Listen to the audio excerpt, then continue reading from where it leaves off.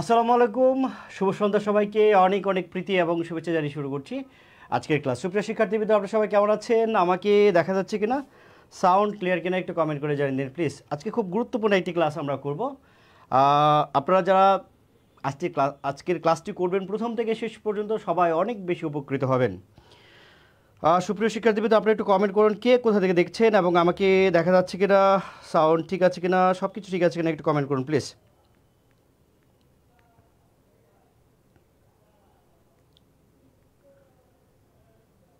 সুপ্রিয় শিক্ষার্থীবৃন্দরা, আপনি কে কোথা থেকে দেখছেন একটু কমেন্ট করলে ভালো হয়। কে কোথা থেকে দেখছেন?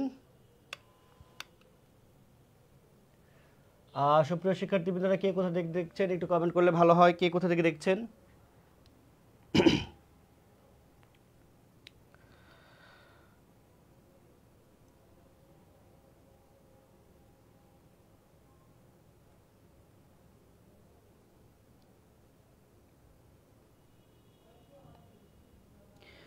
কে কোথা থেকে দেখছেন? 8 দিন ব্যাপী ফ্রি লাইভ ক্লাস হবে। আজকে হচ্ছে প্রথম ক্লাস, আজকের প্রথম ক্লাস বাংলা ক্লাস হচ্ছে। তো আজকে প্রথম ক্লাসে আপনারা যদি প্রথম থেকে শেষ পর্যন্ত জানেন, তাহলে আমরা একটা বিষয় আসলে আমরা শেষ করব, সেটা হচ্ছে সমাস। সমাস পড়তে লাগে 6 মাস, এই কথাটা আমরা ভুল প্রমাণ করব যে সমাস পড়তে 6 মাস আসলে লাগে না। তো যারা দেখছেন, জব এক্সপেরিমেন্ট কমেন্ট করেছে, সব কিছু ঠিক আছে। চুয়াডাঙ্গা থেকে দেখছেন হচ্ছে আসমা, সাজ্জাদ হোসেন, নাহিদ দেখছেন। তো যারা দেখছেন এখন পর্যন্ত 28 জন জয়েন করেছেন। আমি একটু সময় নিচ্ছি। আপনাদের বলে রাখি, জব এক্সপেরিমেন্ট নামে একটি নতুন প্ল্যাটফর্ম হয়েছে। আমি সহ আরও 3 জন দক্ষ শিক্ষক আপনাদের বিসিএস প্রিলি, বিসিএস লিখিত, নিবন্ধন লিখিত থেকে শুরু করে প্রাইমারি সকল ধরনের জবের প্রস্তুতি আপনারা সেখান থেকে নিতে পারবেন। তারই ধারাবাহিকতায় বাংলাবিট প্ল্যাটফর্ম থেকে 8 দিনব্যাপী একটি ধারাবাহিক ক্লাস যাচ্ছে। 8 দিনব্যাপী। আজকে হচ্ছে প্রথম ক্লাস। দুটো বাংলা ক্লাস, দুটো ইংরেজি, দুটো গণিত এবং দুটো হচ্ছে সাধারণ জ্ঞান ক্লাস হবে। তো প্রতিদিন ক্লাস থাকবে রাত 8টায়, একেবারে ঘড়ি ধরে মেপে রাত 8টায় আমরা শুরু করার চেষ্টা করব। তো আপনারা যদি সেই 8টা ক্লাস করেন, তাহলে কিন্তু আপনারা, আশা করছি আপনারা অনেক বেশি উপকৃত হবেন এবং আপনাদের বিভিন্ন সিদ্ধান্ত নিতে সহজ হবে। তো সুপ্রিয় শিক্ষার্থীবৃন্দরা, কে কোথা থেকে দেখছেন একটু কমেন্ট করুন। যদি আপনাদের সম্ভব হয় তাহলে লাইভটি শেয়ার করে দিতে পারেন। কে কোথা থেকে দেখছেন একটু কমেন্ট করি আমরা।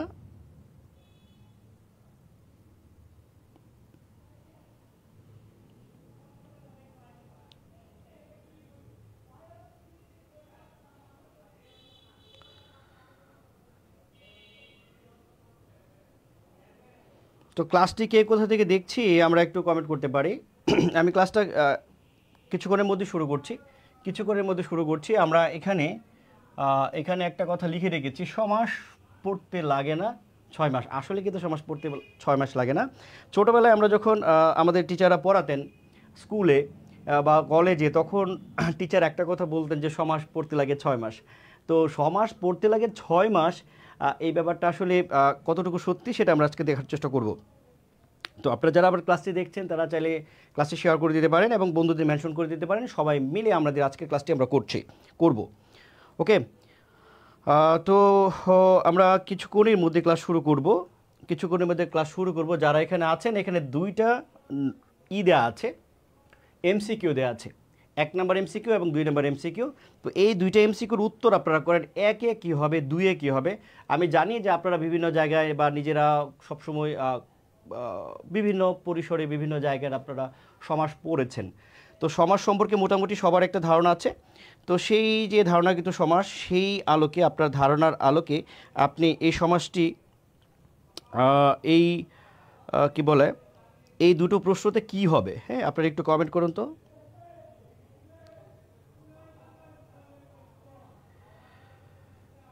একটু কমেন্ট করুন।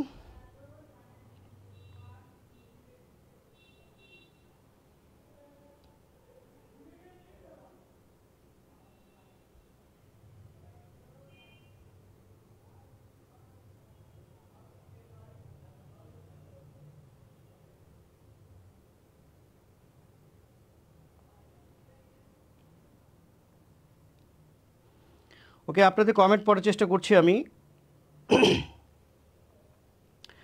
আপনাদের কমেন্ট পড়ার চেষ্টা করছি যে এখন পর্যন্ত যে কোথা থেকে কে কমেন্ট করছেন। একের ক উপপদ কর্মধারয় সমাস, বহুব্রীহি কোনো পদই না, ক গ, কতে আছে উপপদ তৎপুরুষ, গতে আছে কোনো পদই না। একের ডি, কি একজন প্রশ্ন করেছেন একের ডি।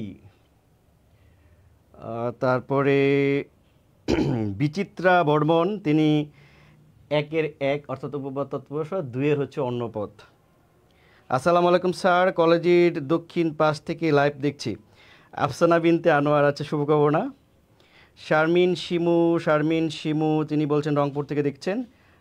বিনতে জহির হচ্ছে আমার নেত্রকোনা সরকারি মহিলা কলেজের শিক্ষার্থী। তো আপনারা একটু উত্তর করুন, অনেকে উত্তর করছেন। মোহনা ইসলাম উত্তর করেছেন, রংধনু উত্তর করেছেন, রুহুল আমিন টোকন উত্তর করেছেন। ওকে, আমাদের 122 জন আমরা জয়েন করেছি। ইতোমধ্যে আমরা আসলে ক্লাসটি এখন শুরু করে দিতে পারি, এবং আমাদের ক্লাসটি আপনারা একটু শেয়ার করে দেন। আজকে খুব গুরুত্বপূর্ণ একটি ক্লাস, আপনারা সবাই ক্লাসটি শেয়ার করে দেন, যাতে আমাদের এই ক্লাসটি সবাই মিলে আমরা আসলে করতে পারি, কাজটি করতে পারি। সবাই একটু আমরা ক্লাসটি শেয়ার করে দিচ্ছি। হ্যাঁ,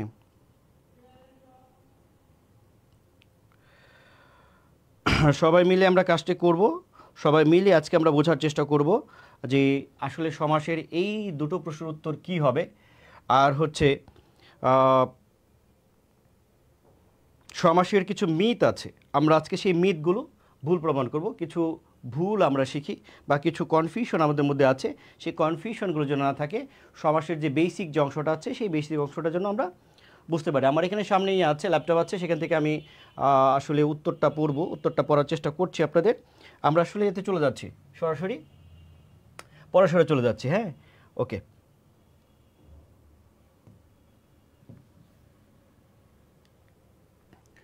আমরা পড়ানোর চেষ্টা করছি। হ্যাঁ, ওকে। প্রথম কথা হলো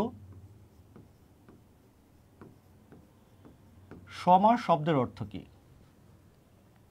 মনে রাখতে হবে, সমাস শব্দের অর্থ হচ্ছে মিলন। সমাস শব্দের অর্থ হচ্ছে এক পদীকরণ। সমাস শব্দের অর্থ হচ্ছে সংক্ষেপণ।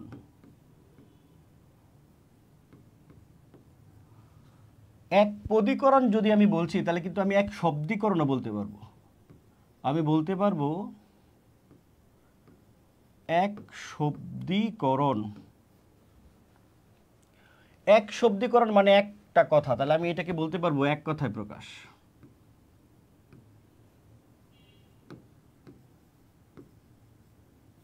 এক কথায় প্রকাশ বলতে পারবো, যদিও আমরা বলি না, কিন্তু আমাদের, যদিও আমরা কখনো সমাস শব্দের অর্থ এক শব্দীকরণ এই কথাটা আমরা বলি না, কিংবা এক কথায় প্রকাশ এইটাও কিন্তু আমরা বলি না। যেহেতু সমাস শব্দের অর্থ হচ্ছে মিলন বা এক পদীকরণ বা সংক্ষেপণ, বা যেহেতু এক পদীকরণ বলছি, তাহলে কিন্তু আমি এক শব্দীকরণ বলতে পারবো। মেনলি কিন্তু আসলে পদ না, এটা আসলে শব্দ হবে, এক শব্দের রূপান্তর। এক শব্দের রূপান্তর আমরা বলতে পারি এক কথায়ও প্রকাশ, এটাও বলতে পারি, কারণ আমাদের এক কথায় প্রকাশ যেগুলো দিয়েছি সেটা একটা মাত্র শব্দ। তাহলে এই সমাস শব্দের হচ্ছে এইটা। ব্যাকরণে একটা কথা মনে রাখতে হবে, সেটা হচ্ছে যে ব্যাকরণটা আসলে মানুষের আগে হচ্ছে ভাষা, তারপর হচ্ছে ব্যাকরণ। ব্যাকরণ থেকে ভাষা নয়, ভাষা থেকে ব্যাকরণ। তো এই ভাষা মানুষ তার সহজ প্রবণতার জন্য, মানুষ তার আনন্দের জন্য, মানুষ তার উচ্চারণের সহজ প্রবণতার জন্য বা ব্যবহারের সুবিধার্থে, যেটা খুব সহজ, মানুষের কাছে আরাম লাগে বলতে, মানুষ এই কথাগুলো বলে। তো দুটো প্রশ্নের উত্তর আমি কুইজ দিয়েছিলাম প্রথম। যারা পরে জয়েন করেছেন তাদের জন্য কুইজ দুইটা আমি আবারও দিচ্ছি। যারা পরে জয়েন করেছেন তাদের জন্য কুইজ দুইটা আমি আবারও দিচ্ছি। এই যে কুইজ দুইটা, যারা পরে জয়েন করেছেন তারা দেখেন, এই দুইটা কুইজ দিয়েছিলাম। এক নাম্বার দিয়েছিলাম যে উভচর কোন সমাস, দিয়েছিলাম বহুব্রীহি সমাসে কোন পদের অর্থ প্রধান। দুটো কুইজ আমি দিয়েছিলাম, বা এমসিকিউ কুইজ না, ঠিক এমসিকিউ দিয়েছিলাম। সেখানে আপনারা উত্তর করেছেন, কিন্তু এটার উত্তরটা কি হবে এইটা কিন্তু আমি এখন উত্তর দেই নাই। কেন দেই নাই? কারণ ক্লাস করার পরে এই উত্তর আপনি নিজেই বুঝতে পারবেন যে এই দুইটার উত্তরটা কি হবে। উত্তরটা কি আপনি ঠিক দিয়েছিলেন না ভুল দিয়েছিলেন, আপনি কি ঠিক জানেন নাকি ভুল জানেন, এইটা এই আমার ক্লাস করার পরে এই দুইটা প্রশ্নের উত্তর আপনি দিতে পারবেন এবং আরও অনেক কিছুর উত্তর দিতে পারবেন। ঠিক আছে, ওকে। তাহলে আমরা আবারও আগের রাতে চলে যাচ্ছি, আগের স্লাইডে চলে যাচ্ছি আমাদের।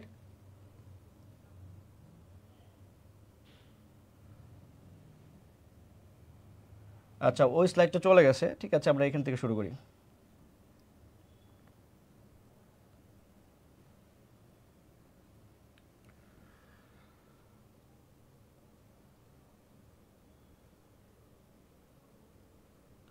ওকে, ঠিক আছে, ওকে। এবার আমরা দেখি সমাস শব্দের অর্থ আমি বলেছিলাম, লিখেছিলাম একটু আগে, সমাস শব্দের অর্থ লিখেছিলাম। সমাস মানে হচ্ছে বলছিলাম এক পদীকরণ, মিলন, এক শব্দীকরণ বা এক এক এক পদে বা এক এক কথায় প্রকাশ। মনে রাখতে হবে যে মানুষ তার সুবিধার জন্য কিন্তু এই সব ভাষাটা ব্যবহার করে। ধরেন কেউ একজন বিলাত থেকে এসেছে, কি থেকে এসেছে? বিলাত থেকে এসেছে, মানে বিলাত হতে ফেরত। তো বিলাত হতে ফেরত এই কথা বলতে আমাদের প্রবলেম হচ্ছে, যেই কারণে এই কথাকে আমরা ছোট করে আমরা বলছি যে বিলাত ফেরত। কি বলছি? বিলাত ফেরত বলছি। ব্যাপারটা হচ্ছে যে এই বিলাত হতে ফেরত আমি যদি বলি একজনকে, ধরুন আমি আমার বন্ধুকে বললাম চল বিলাত হতে ফেরতকে দেখে আসি, মানে আগের যুগের বিলাত মানে হচ্ছে ইংল্যান্ড থেকে বা বিভিন্ন বিদেশ থেকে যখন মানুষ আসতো তখন মানুষ খুব হুমড়ি খেয়ে পড়তো, সবাই দেখতে যেত। তো এখন আমি যদি এই কথা বলি যে চল বিলাত হতে ফেরতকে দেখে আসি, তখন কিন্তু অনেক বড় একটা কথা, এত কথা বলার সময় আমাদের নেই। তখন মানুষ তার সুবিধার কারণে এইখানে এই হতে কথাটা বাদ দিয়ে মানুষ এটাকে একটা শব্দে রূপান্তর করে নাম দিয়েছে বিলাত ফেরত। মানুষ বলছে যে চল বিলাত ফেরতকে দেখে আসি, তাহলে এটা খুব আরাম হয়েছে, খুব সহজ হয়েছে, সংক্ষেপ হয়েছে, একটা শব্দে রূপান্তর করেছি। মনে রাখতে হবে ব্যাকরণে সবসময় বড় অংশ থেকে ছোট, কখনোই ছোট অংশ থেকে বড় নয়। বিদ্যাযোগ আলয় থেকে বিদ্যালয়, শুভযোগ ইচ্ছা থেকে হচ্ছে শুভেচ্ছা। ঠিক তেমনি বিলাত হতে ফেরত থেকে বিলাত ফেরত, চলযোগ অন্ত থেকে চলন্ত থেকে কিন্তু চলযোগ অন্ত না। অর্থাৎ ভাঙা অংশ, অর্থাৎ বড় অংশ থেকে সবসময় কী হবে? ছোট অংশ হবে, বড় অংশ থেকে ছোট অংশ হবে। তাহলে পরীক্ষায় আমাদের কেন এটা দেওয়া থাকে? পরীক্ষায় আবার আমাদের দেওয়া থাকে হচ্ছে ছোট অংশটা দেওয়া থাকে, যেমন বিলাত ফেরত দেওয়া থাকবে, বলা হবে যে এটা কোন সমাস বা এটার ব্যাস বাক্যটা কী। এটা কেন দেওয়া থাকে? কারণ এইটা আমরা হচ্ছে ইউজ করি বা এইটা হচ্ছে আমরা ব্যবহার করি, আমরা সবসময় ছোট অংশটা ব্যবহার করি, সবসময় ছোট অংশ। আমরা ব্যবহার করি হচ্ছে বিদ্যালয়, এই শব্দটা আমরা ইউজ করি। আমরা যে চলন্ত শব্দটা ইউজ করি, আমরা কিন্তু বলি না চল অন্ত, এরকম বলি না। আমরা কিন্তু কখনই বলি না বিলাত হতে ফেরত, এইটা আমরা বলি না আমাদের দৈনন্দিন জীবনে। আমরা দৈনন্দিন জীবনে কিন্তু বলি না বিদ্যা আলয়, বলি না, আমরা কি বলি? বিদ্যালয়। ঠিক আছে, অর্থাৎ আমরা ছোট অংশটা ব্যবহার করি। তো যেইটা আমরা ব্যবহার করি এইটা হচ্ছে আমাদের পরীক্ষায় দিয়ে বলে যে আচ্ছা এটা কোন জায়গা থেকে আসছে আপনি বলেন তো। তার মানে প্রথমে একটা বড় অংশ থাকে, সেটাকে আমরা ছোট করি। ঠিক তেমনি বিলাত হতে ফেরত থেকে কী হয়েছে? বিলাত ফেরত। কিন্তু আমাদের পরীক্ষায় আসে হচ্ছে বিলাত ফেরত, এইটাকে আমরা বড় করি। ব্যাপারটা কিন্তু উল্টা। তাহলে আমাদের পরীক্ষায় উল্টাভাবে আসে, এইটা সবসময় মাথার মধ্যে রাখতে হবে যে পরীক্ষায় সবসময় ব্যাকরণটা কি আসে? উল্টাভাবে আসে। বিশেষ করে আমার সমাস, আমার হচ্ছে প্রকৃতি প্রত্যয় এবং আমার হচ্ছে সন্ধি, এগুলো হচ্ছে উল্টাভাবে আসে। ছোট অংশটা দেয়া থাকে, বড় অংশ বের করতে বলে, আসলে কিন্তু বড় অংশ থেকে ছোট অংশ। ওকে, ঠিক আছে। এখন আমরা এটাকে পরীক্ষায় যেভাবে আসে সেইভাবে আমরা লিখব। তাহলে আমরা এখানে লিখলাম বিলাত ফেরত,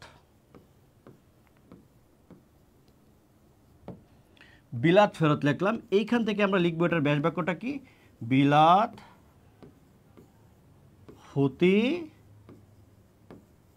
ফেরত।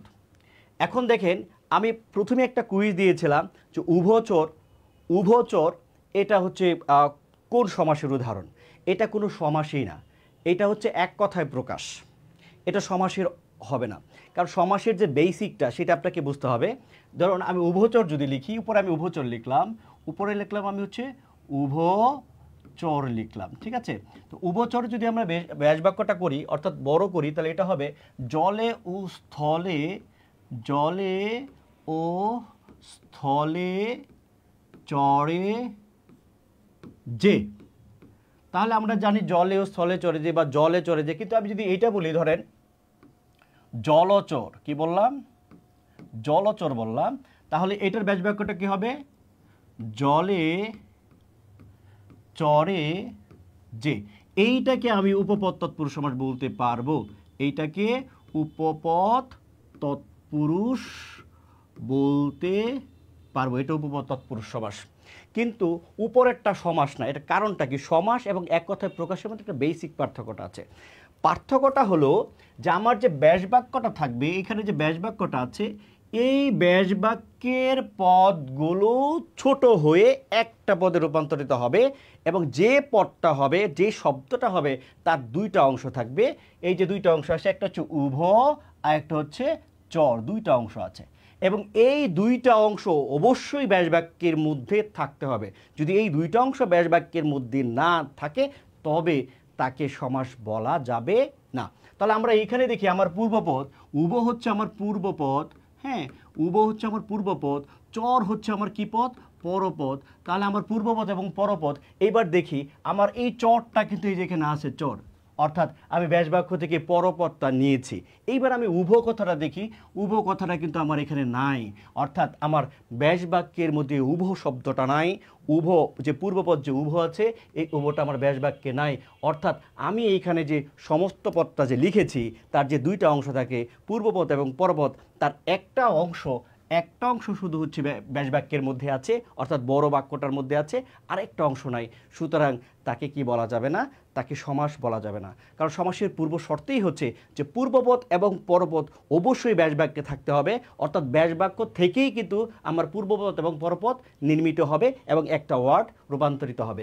এইবার আমরা নিচে যদি দেখি, দেখেন জলচর, তাহলে জলে চরে যে, তাহলে জলে চরে যে এইটাকে আমি ছোট করেছি, এই জলটাকে আমি এখানে জলটাকে নিয়েছি, চরটাকে আমি চর নিয়েছি, তার মানে আমার এই যে পূর্বপদ, এই যে আমার পরপদ, এই দুইটা আমি কোথা থেকে নিয়েছি, ব্যাস বাক্য থেকে নিয়েছি।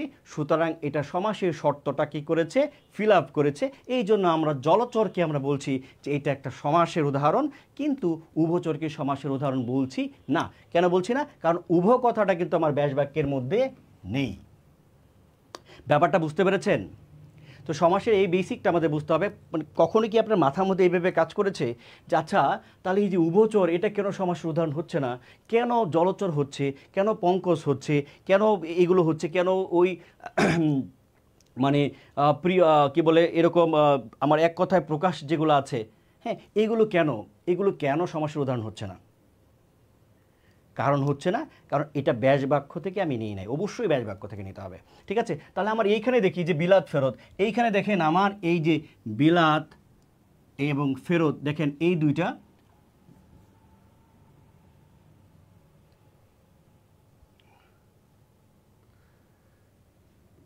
দেখেন বিলাত এবং ফেরত, এই যে বিলাত এবং ফেরত, এই দুইটা নিয়ে দেখেন আমার এখানে পূর্বপদ এবং পরপদ গঠিত হয়েছে। ঠিক আছে, তো এইটার প্রথম অংশটাকে আমরা বলছি, আমরা পূর্বপদ। কি বলছি? এটার প্রথম অংশটাকে বলছি আমরা পূর্বপদ। ঠিক আছে, আর এইটার যে প্রথম অংশটা আছে, পরবর্তী অংশটা আছে, এইটাকে আমরা বলছি হচ্ছে পরপদ বলছি। কি বলছি? পরপদ বলছি, বা এটার আরেক নাম হচ্ছে উত্তরপদ। তাহলে আপনারা নিশ্চয়ই উত্তর পেয়ে গেছেন। প্রথম যে এমসিকিউটা ছিল যে উভচর আসলে এটা কোনো সমাসের উদাহরণ নয়। উভচর সমাসের উদাহরণ কেন নয় নিশ্চয়ই বুঝে গেছেন। আপনাদের একটু কমেন্ট পড়ি, আপনারা কয়জন আছেন, কি দেখছেন একটু দেখি। আপনারা কে কজন আছেন, দেখছেন কি না, বুঝতে পারছেন কি না কথা, একটু কমেন্ট করুন প্লিজ। আপনাদের কমেন্ট পড়তে আসছি, আপনারা একটু কমেন্ট করেন প্লিজ।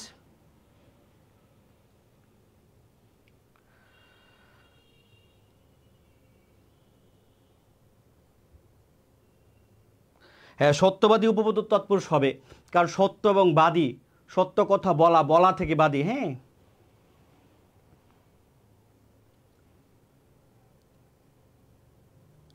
স্যার কেমন আছেন? কালাম বলছে ভালো আছি, আপনি কেমন আছেন? আসিফ স্যার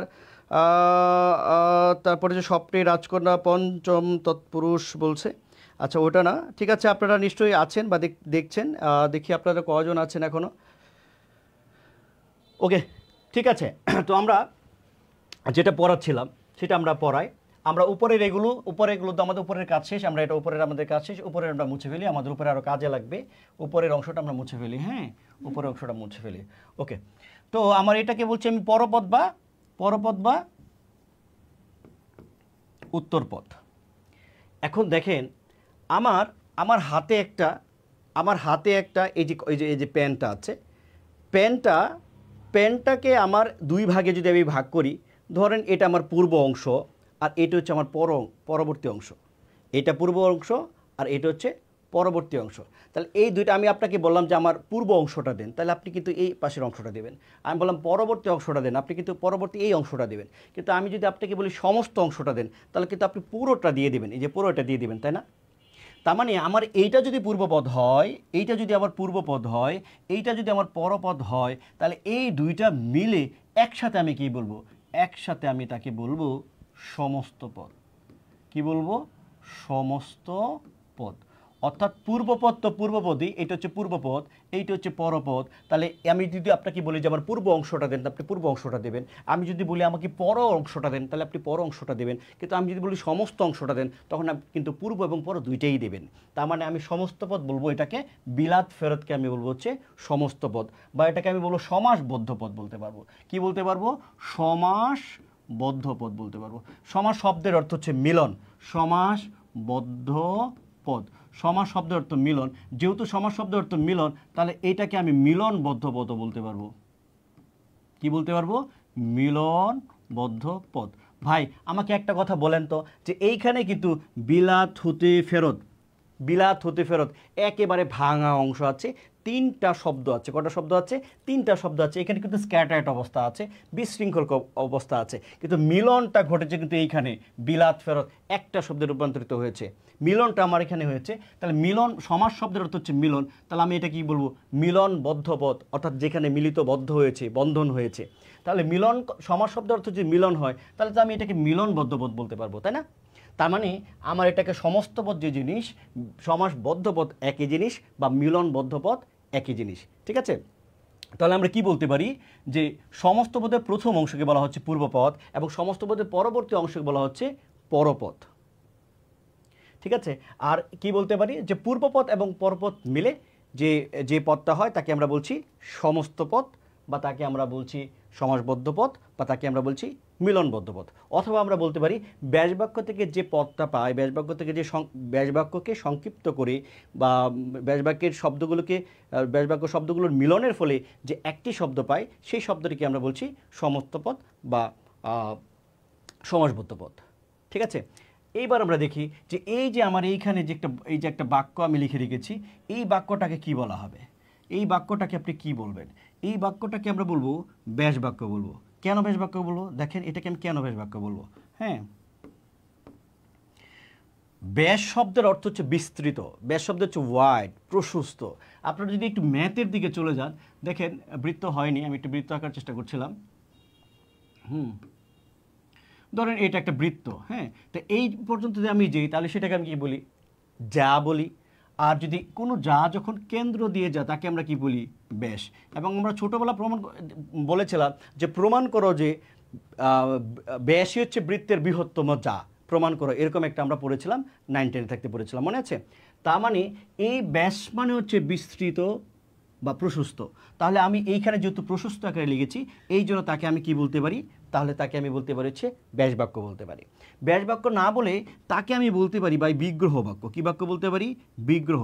কারণ বিগ্রহ হলো মিলন শব্দের বিপরীত শব্দ, বা সন্ধি শব্দের বিপরীত শব্দ, বা এইখানে যে বলছি সমাস শব্দের বিপরীত শব্দ হচ্ছে বিগ্রহ।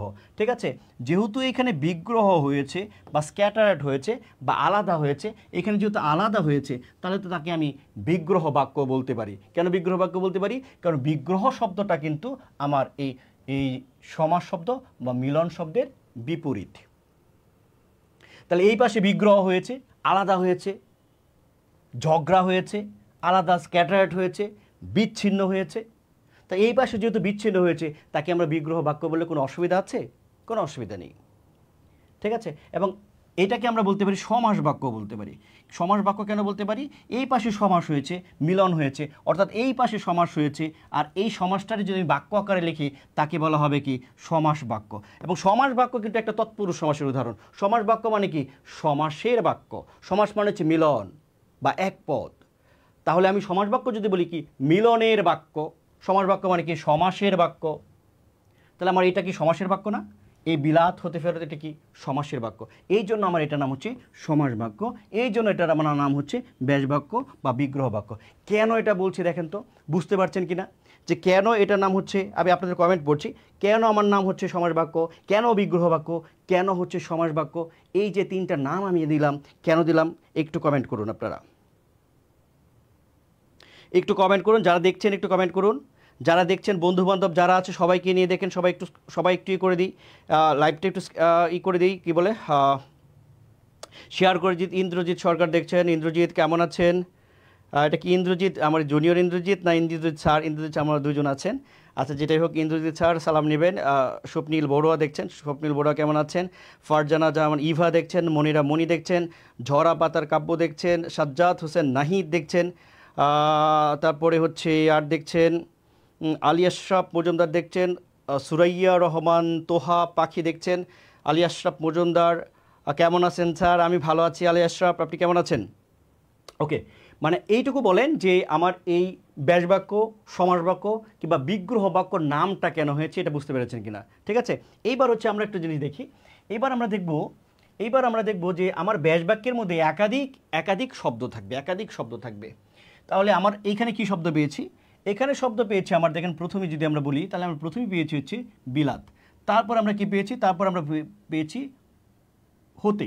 তারপর আমরা কি পেয়েছি? তারপরে পেয়েছি ফেরত। তার মানে কয়টা শব্দ পেয়েছি আমরা? আসলে শব্দ পেয়েছি এখানে কয়টা?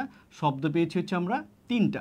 এই তিনটা শব্দকে আমরা একত্রে বলবো সমসমান পদ। কি পদ? সমসমান পদ। ব্যাস বাক্যের অন্তর্গত প্রত্যেকটি শব্দকে সমসমান পদ বলে, অর্থাৎ ব্যাস বাক্যের মধ্যে অবস্থান করছে। তো এখন আমাকে এইটুকু বলেন, এখন সমাসের যে উপাদান বা সমাসের যে জ্ঞান, এইটা বা উপাদান কয়টা? দেখেন প্রথমেই আমরা পেয়েছি 1 নাম্বার সমস্ত পদ বা সমাসবদ্ধ পদ বা মিলনবদ্ধ পদ। 2 নম্বরে আমরা পেয়েছি পূর্বপদ। 3 নম্বরে আমরা পেয়েছি হচ্ছে পরপদ বা উত্তরপদ। 4 নম্বরে আমরা পেয়েছি হচ্ছে ব্যাস বাক্য। এবং 5 নম্বরে আমরা পেয়েছি হচ্ছে সমসমান পদ। তাহলে একটা সমাস এবং ব্যাস বাক্য মিলে একটা সমাস রিলেটেড, সমাস সম্পর্কিত উপাদান হচ্ছে 5টা। সমাসের উপাদান হচ্ছে 5টা। সেই 5টাকে আমরা বলছি সমস্ত পদ, সেই 5টাকে আমরা বলছি পূর্বপদ, 3 নাম্বারটা হচ্ছে পরপদ, 4 নাম্বারটা হচ্ছে ব্যাস বাক্য এবং 5 নাম্বারটা হচ্ছে সমসমান পদ।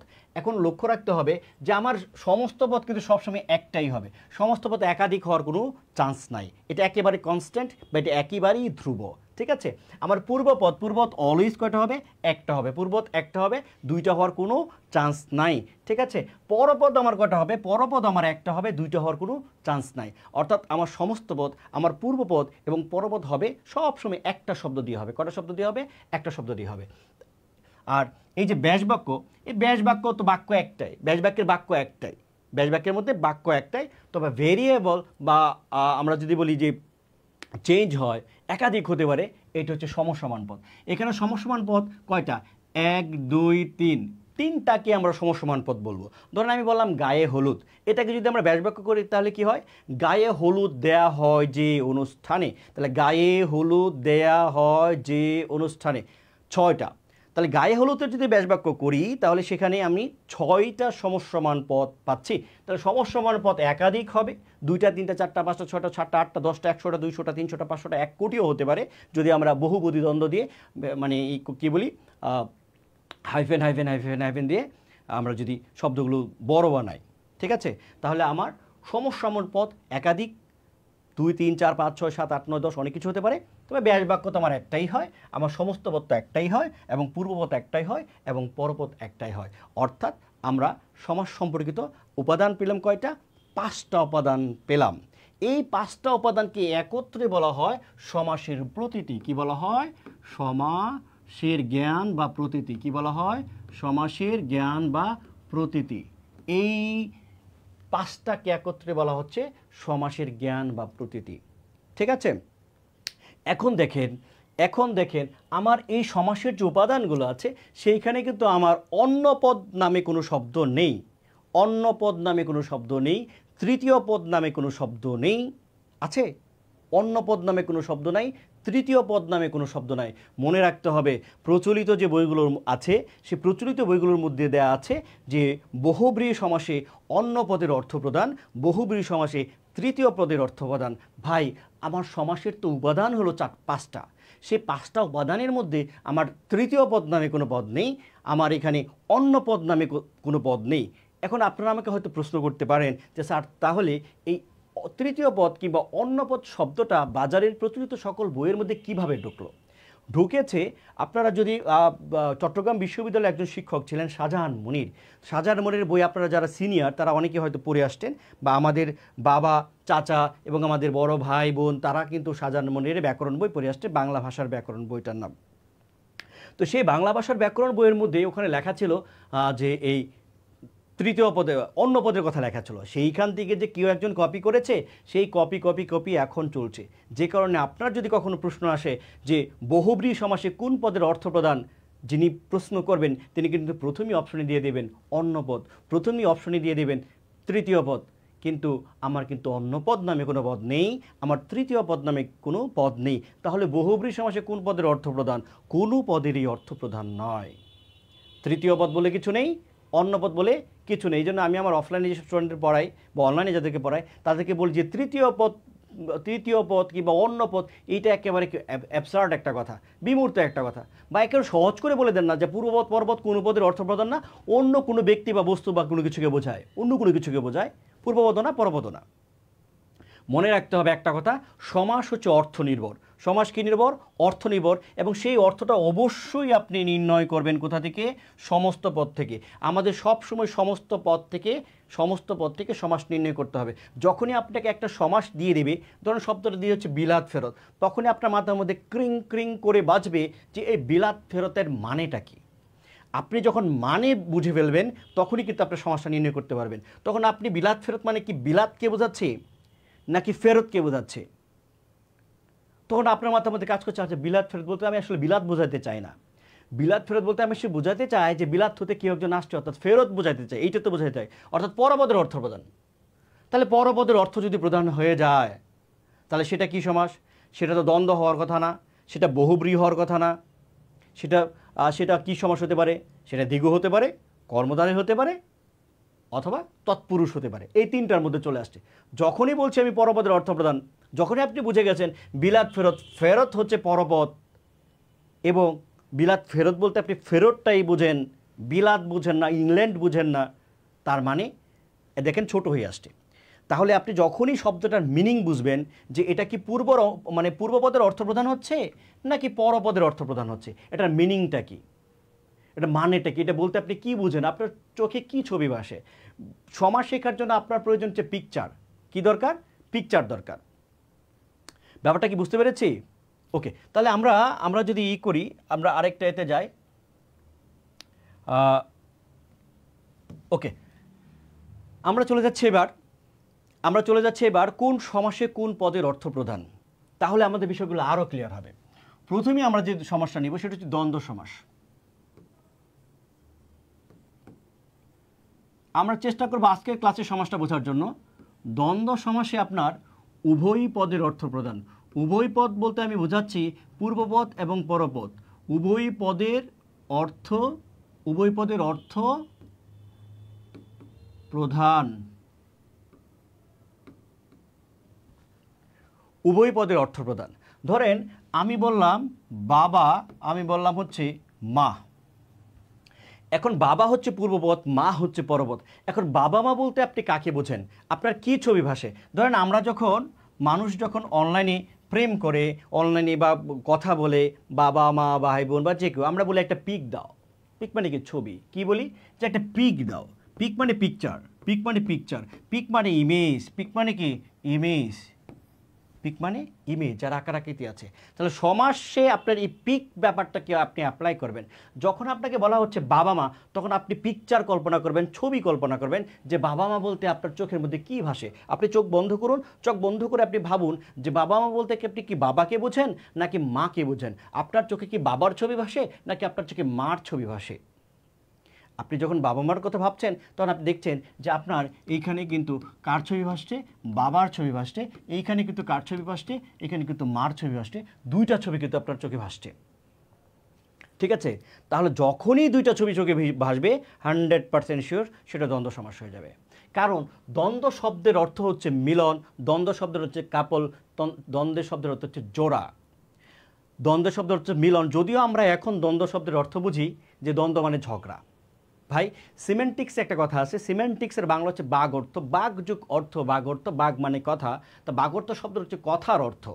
তো যুগে যুগে কালে কালে বিভিন্ন শব্দের অর্থের পরিবর্তন সংকুচন একেবারে পরিবর্তন সব কিছু হয়ে যায়। দ্বন্দ্ব শব্দের অর্থ ছিল মিলন একটা সময়ে।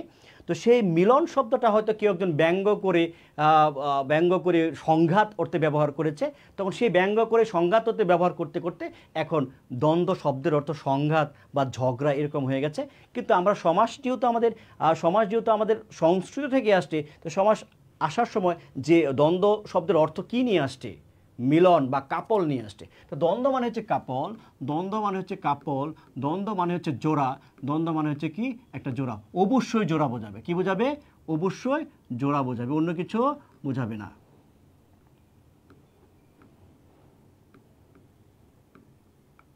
অন্য কিছু বোঝাবে না। তাহলে আমার এখানে দুইটা ছবি ভাসবে। ঠিক আছে, ওকে। তাহলে দ্বন্দ্ব সমাসের একটা বিপরীত সমাস আছে। দ্বন্দ্ব সমাসের বিপরীত সমাস হচ্ছে বহুব্রীহি সমাস। বহুব্রীহি। তাহলে আমার দ্বন্দ্ব সমাসের বিপরীত কি? বহুব্রীহি। সে বহুব্রীহিতে আমার কোনো পদেরই অর্থ প্রধান হবে না, অর্থাৎ আমার পূর্বপদের অর্থ প্রধান হবে না, আমার পরপদের অর্থ প্রধান হবে না, উভয় না, কোনো পদের অর্থই প্রধান না, কোনো পদের অর্থ প্রধান নয়, অন্য কোনো ব্যক্তি বস্তু উদ্ভিদ প্রাণী বা কোনো কিছুকে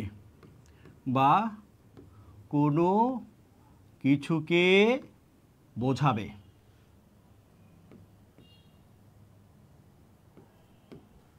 মনে রাখতে হবে কি বলেছি, দ্বন্দ্ব শব্দের হচ্ছে উভয় পদের অর্থ প্রদান। উভয় পদ বলতে আমরা আসলে বুঝি কি, পূর্ব প্লাস পর।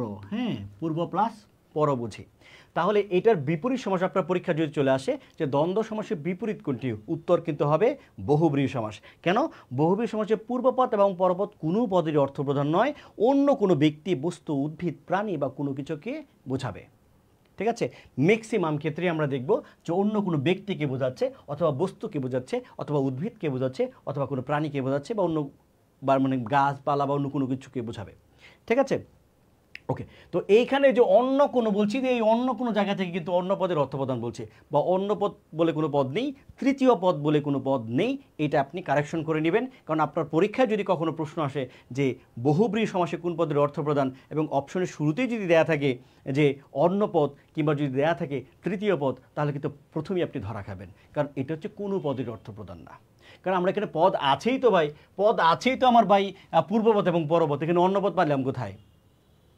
মনে রাখতে হবে সমাসে সবসময় কোন পদের অর্থ প্রদান, কোথায় কি পরিবর্তন হলো, তারপরে হচ্ছে কোথায় বিভক্তি থাকলো কি থাকলো, যত মেকানিজম আছে সব মেকানিজম সমস্ত পদ নিয়ে। এটা আমার সাথে একদম জোরে জোরে বলুন, সমাসের যত চেঞ্জ, যত পরিবর্তন, যত মেকানিজম, যত পূর্বপদ পরপদ, এই টাইপের যত কথাবার্তা আছে সব হচ্ছে সমস্ত পদ। মনে রাখতে হবে সমাস নির্ণয় করতে হয়, সমাস বুঝতে হয় সমস্ত পদ দ্বারা। বা ব্যাস বাক্য তো সমাসে দেয়াই ছিল, মানুষ সমাজে প্রচুর দেশে বা মানুষ তো ব্যাস বাক্য বলতো, তো ওইটাতে তো আমরা সমাস বলছি না, ওটা তো ব্যাস বাক্য, ওইটা মানুষ ব্যবহার করতে একটা সময় বলতো, কিন্তু ওইটা মানুষের কষ্ট হয় বলেই তো সমাস করেছে বা মিলন বানিয়েছে। তাহলে আপনি সমাস কি দেখে চিনবেন? বড় বাক্য দেখে চিনবেন না। সমাস মানেই হচ্ছে যে একটা শব্দ, সমাস মানেই হচ্ছে সমস্ত পদ, সমাস মানেই হচ্ছে মিলনবদ্ধ পদ, সমাস মানেই হচ্ছে সমাসবদ্ধ পদ। তাহলে আপনি সমাসবদ্ধ পদের মধ্যে আছে আপনার পূর্বপদ এবং পরপদ। ভাই আমি বললাম হচ্ছে, ধরেন আমি বললাম হচ্ছে গায়ে হলুদ, আমি কি বললাম, ধরেন আমি বললাম গায়ে গায়ে হলুদ, আমি গায়ে হলুদ বলছি। এখন এখানে কোন পদের অর্থ প্রদান? আমার পদ আছে দুইটা। নাম্বার 1 আছে আমার হচ্ছে পূর্বপদ, নাম্বার 2 আছে আমার পরপদ। হয় আমার পূর্বপদের অর্থ প্রদান হবে, অথবা পরপদের অর্থ প্রদান হবে, অথবা পূর্ব এবং পর দুইটার, অথবা দুইটার একটাও না। এইখানে তৃতীয় পদ বা অন্য পদ নামে কোনো পদ নাই। ঠিক আছে, ওকে। তাহলে এই যে আমি দেখেন, আমি গায়ে হলুদ বলতে আমি আসলে কি বুঝি? গায়ে হলুদ যখন আপনাকে আমি বললাম যে আপনি গায়ে হলুদ, গায়ে হলুদ, আবার ওই যে পিক, পিক মানে ছবি, পিক মানে ইমেজ। আপনি পিক চিন্তা করেন, মাথার মধ্যে কল্পনা করেন, ভাই গায়ে হলুদ মানেটা কি? গায়ে হলুদ মানে কি আমার গা? গা মানে শরীর? না না, গা হলুদ মানে তো আমি গা বুঝি না। গায়ে হলুদ মানে কি হলুদ ওই যে বাজারে বিক্রি করছে 10 টাকা কেজি, 20 টাকা কেজি, 100 টাকা কেজি হলুদ, এটা? রান্না করে যে হলুদ এটা? না মুখে লাগায় যে রূপচর্চা করে ওই হলুদ, হুটেও না। তার মানে গায়ে হলুদ বলতে আমি কোনো হলুদই বুঝি না। তাই গায়ে হলুদ বলে আমি কি বুঝি? যে গায়ে হলুদে দাওয়াত দেয় না, গায়ে হলুদে এতগুলো বেশি মানুষ চলে আসছে। তাহলে গায়ে হলুদ বলতে আমি আসলে একটা অনুষ্ঠান বুঝছি। গায়ে হলুদ বলতে আমি গায়েও বুঝি না, গায়ে হলুদ বলতে আমি হলুদও বুঝি না, গায়ে হলুদ বলতে আমি আসলে কি বুঝি? অনুষ্ঠান বুঝি। তাহলে এই অনুষ্ঠানটা কি আপনি অন্য পদ বলবেন না তৃতীয় পদ বলবেন? অন্য পদ বলতে পারবেন না, তৃতীয় পদ বলতে পারবেন না, কারণ আমার সমাসে অন্য পদ তৃতীয় পদ বলে কিছু পদ নেই। এটাকে আমরা বলছি অন্য কোনো কিছু। তাহলে সেই অন্য কোনো কিছুটা কি? অনুষ্ঠান। ঠিক আছে, তাহলে আপনি যখন আমি ধরুন বললাম হচ্ছে বিনা পানি, হ্যাঁ, আমি যখন বললাম বিনা পানি, কি বললাম? বিনা পানি। বিনা মানে হচ্ছে বিনা বাদ্যযন্ত্র, পানি মানে হাত। তাহলে বিনা পানি বলতে কি আপনি বিনা বোঝাচ্ছেন যে টুংটাং বিনা বাজাচ্ছে তানপুরার মতো? না, বিনা পানি বলতে তো আমি আসলে তানপুরা বুঝি না। আচ্ছা, বিনা পানি বলতে হাত, পানি মানে হাত। পানি যে মূর্ধন্য দিয়ে যখন লেখা হয় পানি শব্দটা, তখন হচ্ছে এর অর্থ হয় হাত, আর দন্তন্য লিখলে পানি মানে ওয়াটার। ঠিক আছে, তাহলে পানি বলতে কি আমি আসলে কি বুঝি? পানি বলতে কি আমি হাত বুঝি? না, মানে আমি কি বিনা পানি বলতে কি, পানি বলতে আমি কি হাতকে বোঝাচ্ছি? না, বিনা পানি বলতে আসলে আমি সরস্বতী দেবী, সরস্বতীকে, অন্য একজন ব্যক্তিকে বোঝাচ্ছি, যার নাম হচ্ছে সরস্বতী। তার নাম কি? সরস্বতী বলছি। এইভাবে আমাদের প্রথম কথা হচ্ছে, যখনই আপনাকে একটা সমাস দেবে নির্ণয় করার জন্য, সমস্ত পদ, সবসময় সমস্ত পদ প্রাধান্য পাবে। ব্যাস বাক্য কী আছে না আছে এটা আপনার অতটা জানার দরকার নাই। ব্যাস বাক্য আপনি করতে পারলে করবেন, না পারলে নাই। আপনার মেইন ব্যাপারটা হচ্ছে সমস্ত পদ। আপনার পরীক্ষায় আসবে সমস্ত পদ। তাহলে আপনি সমস্ত পদ নিয়ে আপনি ভাবেন, চোখে কল্পনা করেন, চোখে কল্পনা করলেই আপনার ছবি ভাসবে। ঠিক আছে, ওকে। পরে আমরা চলে যাচ্ছি, পরে আমি চলে যাচ্ছি হচ্ছে অব্যয়ীভাব সমাসে চলে যাচ্ছি। কোথায় চলে যাচ্ছি? অব্যয়ীভাব। অব্যয়ীভাব সমাসে পূর্ব পদের অর্থ প্রধান। পূর্ব পদের অর্থ প্রধান। পূর্ব পদের অর্থ প্রধান। তবে জেনে রাখা ভালো যে প্রমিত ব্যাকরণী বাংলা একাডেমির 2 খণ্ডের যে ব্যাকরণ আছে, কিংবা বাংলা একাডেমির ব্যবহারিক যে ব্যাকরণটি আছে, 9-10-এর নতুন ব্যাকরণ যে বইটি আছে, কিংবা হায়াত মাহমুদ বা আমরা যে বইগুলো মোটামুটি ফলো করি, সেই বইগুলোর মধ্যে আপনি দেখবেন যে এখন অব্যয়ীভাব সমাস বাদ পড়েছে। অব্যয়ীভাব বাদ পড়েছে সমাস হচ্ছে 4 প্রকার, এবং দ্বিগু সমাসকে কর্মধারের মধ্যে ঢুকিয়েছে, এবং তার নাম হচ্ছে দ্বিগু কর্মধারয়। এখন এই যে আমার অব্যয়ীভাব সমাসটাকে বাদ দেওয়া হয়েছে, এটা কি লজিক্যাল হলো না ইলজিক্যাল হলো? এটা অবশ্যই লজিক্যাল, এবং এটাই ঠিক। এবং এত বছর যাবৎ সেই আমরা 1953 সাল থেকে শুরু করে সেই মনির চৌধুরী এবং মুফাজ্জল হায়দার চৌধুরী বই বাংলা ভাষার ব্যাকরণ যেটা আমরা পড়ে আসছি, সেইখান থেকে আমরা দেখে আসছি যে অব্যয়ীভাব অব্যয়ীভাব অব্যয়ীভাব, ওইটা যে আমরা কপি পেস্ট করছি, সেখান থেকে কপি পেস্ট এত বছর পরে এসে সে কপি পেস্ট থেকে বেরিয়ে এসেছি। এবং ভাই অব্যয়ীভাব কোনো সমাসই না, অব্যয়ীভাব একেবারেই সমাস না। সমাসের বেসিকের মধ্যে অব্যয়ীভাব সমাস পড়ে না। সুতরাং প্রমিত ব্যাকরণী বর্তমানে অব্যয়ীভাবকে বাদ দিয়েছে। কিন্তু বাদ দিলে কি হবে? যারা প্রশ্ন করেন, বিগত সাল থেকে প্রশ্ন করে বসেন, চাকরি পরীক্ষা, তারপরে ইন্টারমিডিয়েট পরীক্ষায়, এইচএসসি পরীক্ষায়, ভর্তি পরীক্ষায় বিগত সাল থেকে প্রশ্ন করেন। তো বিগত সালে তো অব্যয়ভাব থেকে প্রশ্ন আসছিল, তাহলে এই জন্য আমাদের কিন্তু অব্যয়ভাব সমাসটা কী করতে হবে, জানতে হবে। আমরা অব্যয়ভাব সমাসটা একটু জেনে নেব, ঠিক আছে। এবং অব্যয়ভাব সমাসটা কেন বাদ পড়েছে এটা আমি পরের স্লাইডে দেখাচ্ছি, এবং আপনাদের কাছে আমি যুক্তিগুলো উত্থাপন করব, তখন আপনি নিজেই বলবেন যে হ্যাঁ ঠিক, তো অব্যয়ভাব তো আসলে সমাস না। ওকে, তো অব্যয়ভাব সমাসে পূর্বপদের অর্থপ্রদান, মাত্র একটা সমাসে পূর্বপদের অর্থপ্রদান, সেটা হচ্ছে অব্যয়ভাব। ধরেন আমি লিখলাম উপজেলা, আমি যখন জিজ্ঞেস করলাম ধরেন কোনো ছাত্রছাত্রীকে যে তোমার উপজেলা কোনটা, তো উপজেলা বলতে কিন্তু আমার ছাত্রছাত্রী কখনই বলবে না যে স্যার উপজেলা হচ্ছে কুমিল্লা কিংবা নেত্রকোনা কিংবা গাজীপুর কিংবা রংপুর, হ্যাঁ দিনাজপুর, বলবে? কখনই বলবে না, সে একটা উপজেলার নাম বলবে। অর্থাৎ উপজেলা বলতে আমরা আসলে জেলা বুঝি না, উপজেলা বলতে আমি জেলা বুঝি না, উপজেলা বলতে আমরা বুঝি জেলার চাইতেও ছোট কিছু।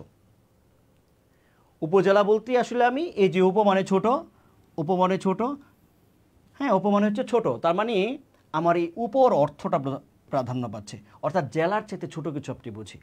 আমি বললাম যে আপনি উপজেলায় চলে যান, আপনি কি জেলায় যাবেন? আপনি উপজেলায় যাবেন। তাহলে আপনি চোখ বন্ধ করেন, চোখ বন্ধ করেন, আবারও চোখ বন্ধ করেন, আমরা পিক খেলবো, ইমেজ খেলবো। তাহলে আমরা একটু ইমেজ খেলি। আপনাকে আমি একটা পিক পাঠালাম, টিং, একটা পিক পাঠাইছি, হ্যাঁ আমি সেই পিকের মধ্যে লেখা আছে উপজেলা। আমরা একটু চোখ বন্ধ করি, উপজেলা। উপজেলা বলতে কি আপনি জেলা বুঝেন না উপবোঝেন? আচ্ছা, উপজেলা বলতে তো আমি জেলা বুঝতেছি না। জেলা বুঝলে বুঝতাম আমি হচ্ছে কুমিল্লা, জেলা বুঝলে আমি বুঝলাম ঢাকা, জেলা বুঝলে আমি বুঝলাম গাজীপুর, আমি এগুলি কিছু বুঝি না।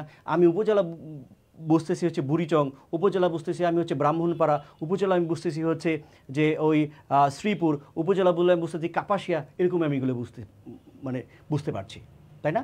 তার মানে হলো আমার এখানে উপর অর্থটা প্রদান হয়েছে। অর্থাৎ আপনাকে সমাজ বুঝতে চাইলে পিক খেলতে হবে। সে পিকটা হচ্ছে আপনার পিক মানে পিকচারটা খেলতে হবে, কল্পনায় পিকচার খেলতে হবে। আপনাকে কল্পনা করতে হবে যে আমি আসলে কী বুঝি, আমার ছবি কী ভাসে, আবার পিকচারটা কী ভাসে। তাহলে আমার পিকচারটা কিন্তু ভাসতে ছোটো, অর্থাৎ এখানে এই উপজেলাটা হচ্ছে উপর অর্থ প্রধান হয়ে গেছে। সুতরাং এইটাকে আমরা বলছি যে এইটা হচ্ছে একটা অব্যয়ভাব সমাস। তিনটা সমাস শেষ আমার। এখন আমার বাকি আছে আরও বাকি যে কয়টা আছে, বাকি তিনটা আছে। বাকি তিনটা আমি এখন লিখি। প্রথমটার নাম হচ্ছে দ্বিগু, প্রথমটার নাম কি? দ্বিগু। তারপরটার নাম হচ্ছে কর্মধারয়, তারপরটার নাম হচ্ছে কর্মধারয়, তারপরেরটার নাম হচ্ছে তৎপুরুষ। এগুলো হচ্ছে পরপদের অর্থ প্রদান। পরপদের অর্থ প্রধান, পরপদের অর্থ প্রদান। এখন দেখেন আপনি আসলে তাহলে পূর্বপদের অর্থপ্রদান, পরপদের অর্থপ্রদান এইভাবে কীভাবে মনে রাখবেন যে কোন সমাসে কোন পদের অর্থপ্রদান? এই যে প্রশ্নগুলো আসে আপনি এগুলো কীভাবে উত্তর করবেন? প্রথম কথা হচ্ছে আমার দ্বন্দ্ব সমাস হচ্ছে উভয় পদের অর্থপ্রদান, দুই পদের অর্থপ্রদান, আর হচ্ছে কোনো পদের অর্থই প্রদান না, অর্থাৎ জিরো দিলাম আমরা, কোনো পদের অর্থ প্রদান না হচ্ছে বহুব্রীতি। তা দুইটা আমরা জেনে গেছি, একটা বিপরীত। আরেকটা শিখলাম হচ্ছে পূর্বপদের অর্থপ্রদান, এখানে একটা পদের অর্থপ্রদান, পূর্বপদের অর্থপ্রদান, বাকি যা আছে সব হচ্ছে পরপদের অর্থপ্রদান। পারা যাবে না? যাবে? তাহলে লজিকটা কি? লজিকটা দেখেন, দ্বন্দ্ব মানে মিলন। ভাই মিলন কি একা একা মিলিত হওয়া যায়? দ্বন্দ্ব মানে হচ্ছে জোড়া, একা একা তো জোড়া হওয়া যায় না। তা দ্বন্দ্ব শব্দের মধ্যেই যেহেতু জোড়া আছে, সেখানে দুইটা পদের অর্থ প্রদান হবে। বহুব্রীহি কোন পদের অর্থ প্রদান? মনে করেন যে এখানে ঢাকাতে বিশাল মানুষ ঝগড়াঝাটি শুরু করে দিল, মারামারি শুরু করে দিল, ওখানে বহু মানুষ আছে, বহু মানুষ আছে। বা যেখানে বহু মানুষ আছে সেখানে আসলে কে প্রধান? কেউ প্রধান না, অন্য কেউ কলকাঠি নিয়ে যাচ্ছে উপর থেকে, তাই না? তাহলে বহু থেকে এই লজিক থেকে আপনি মনে রাখতে পারেন। আর অব্যয়ভাব তো বলেছি, অব্যয়ভাবে এভাবে মনে রাখতে পারেন যে অব্যয়ভাবে প্রথম যে বর্ণটি আছে সেটা হচ্ছে বাংলা বর্ণমালার পূর্ববর্ণ। পূর্ব মানে প্রথম, তো বাংলা বর্ণমালার পূর্ববর্ণ হচ্ছে অ আ রস্বই থেকে শুরু হয়েছে। তাহলে আমি এটাকে এভাবে মনে রাখতে পারি, বাকি যা আছে সব হচ্ছে পরপদের অর্থ প্রদান। খুব সহজে আমরা এভাবে মনে রাখতে পারি, ঠিক আছে? আচ্ছা, কি একটা কথা বলেছিলাম যে করব আমরা, দেখি যে সমাস বাদ পড়েছে, কি জানি অব্যয়ভাব সমাস বাদ পড়েছে। এখন অব্যয়ভাব সমাস যে বাদ পড়েছে, এটা কি লজিক হলো না ইলজিক্যাল ব্যাপারটা হলো? তারপরে একটু দেখি। দেখেন আমি বললাম উপজেলা, দেখেন আবার লিখলাম উপজেলা। উপজেলাকে যদি আপনি করি কি বলে বিশ্লেষণ করি, তাহলে এটা হবে জেলার সদৃশ বা এই টাইপের কিছু, কোনো ফিক্সড কিছু না। এখন আমি সমাসে বেসিক কি বলেছিলাম মনে করেন, কেন উভচর সমাস না? কারণ উভচরের যে ব্যাসবাক্য জলে ও স্থলে চরে, যে ওখান থেকে আমি উভ এবং চর নেই নাই, চরটা নিয়েছি কিন্তু উভটাকে নেই নাই, অর্থাৎ পূর্বপদ এবং পরপদ ব্যাসবাক্য থেকে নেওয়া হয় নাই। এই জন্য আমি উভচরকে কিন্তু উপপদ তৎপুরুষ সমাস বলি না। এটা একটা এক কথায় প্রকাশের উদাহরণ, বাক্য সংকোচনের উদাহরণ। এবার দেখেন, আমার এই শব্দটা যদি হয় আমার উপজেলা, তা আমার পূর্বপদ হচ্ছে উপ, পরপদ হচ্ছে জেলা, পরপদ হচ্ছে কি জেলা। তাহলে আমার এই উপ এবং জেলা এই দুইটা আমার অবশ্যই কোথায় থাকতে হবে?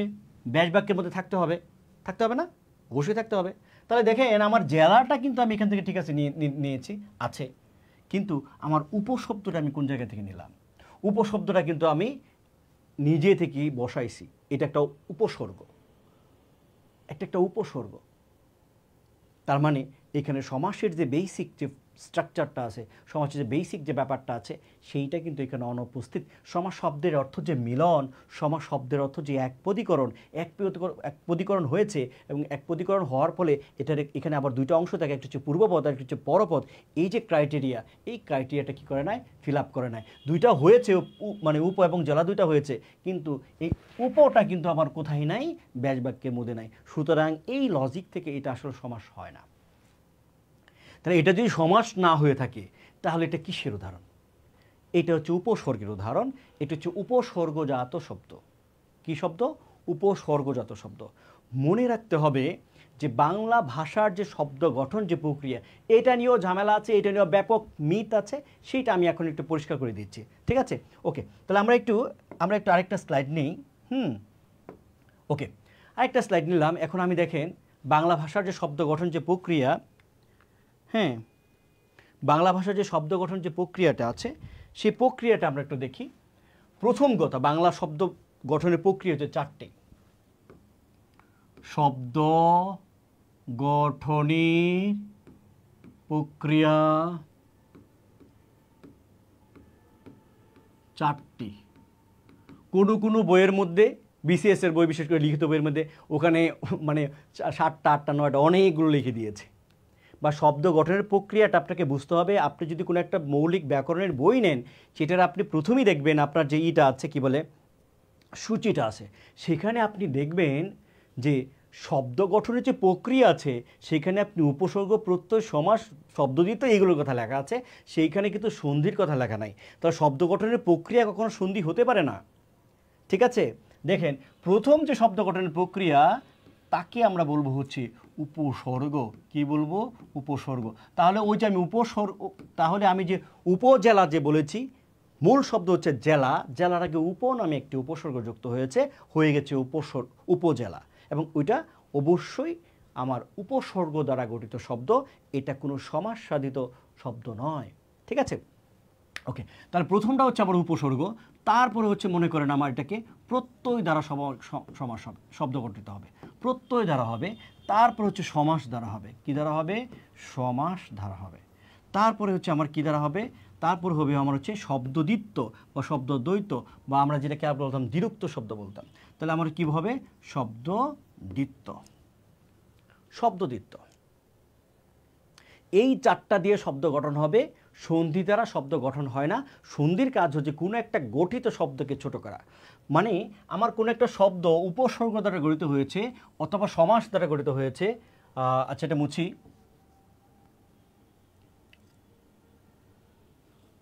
আমরা একটু ইরেজার নেই, এটা মুছি। হ্যাঁ,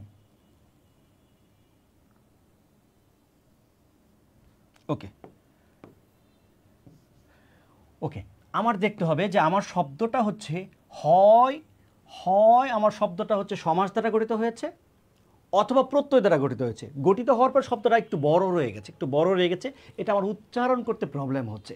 তখন ওই শব্দটাকে আমি আরও ছোটো করছি, আকার ওকার রসিকার এগুলোকে যোগ করে বা ব্যঞ্জনের সাথে মিলিয়ে আমরা কোনো কিছু বাদ পড়ছে, কোনো কিছু যোগ হচ্ছে, এরকম করে ছোট করছে।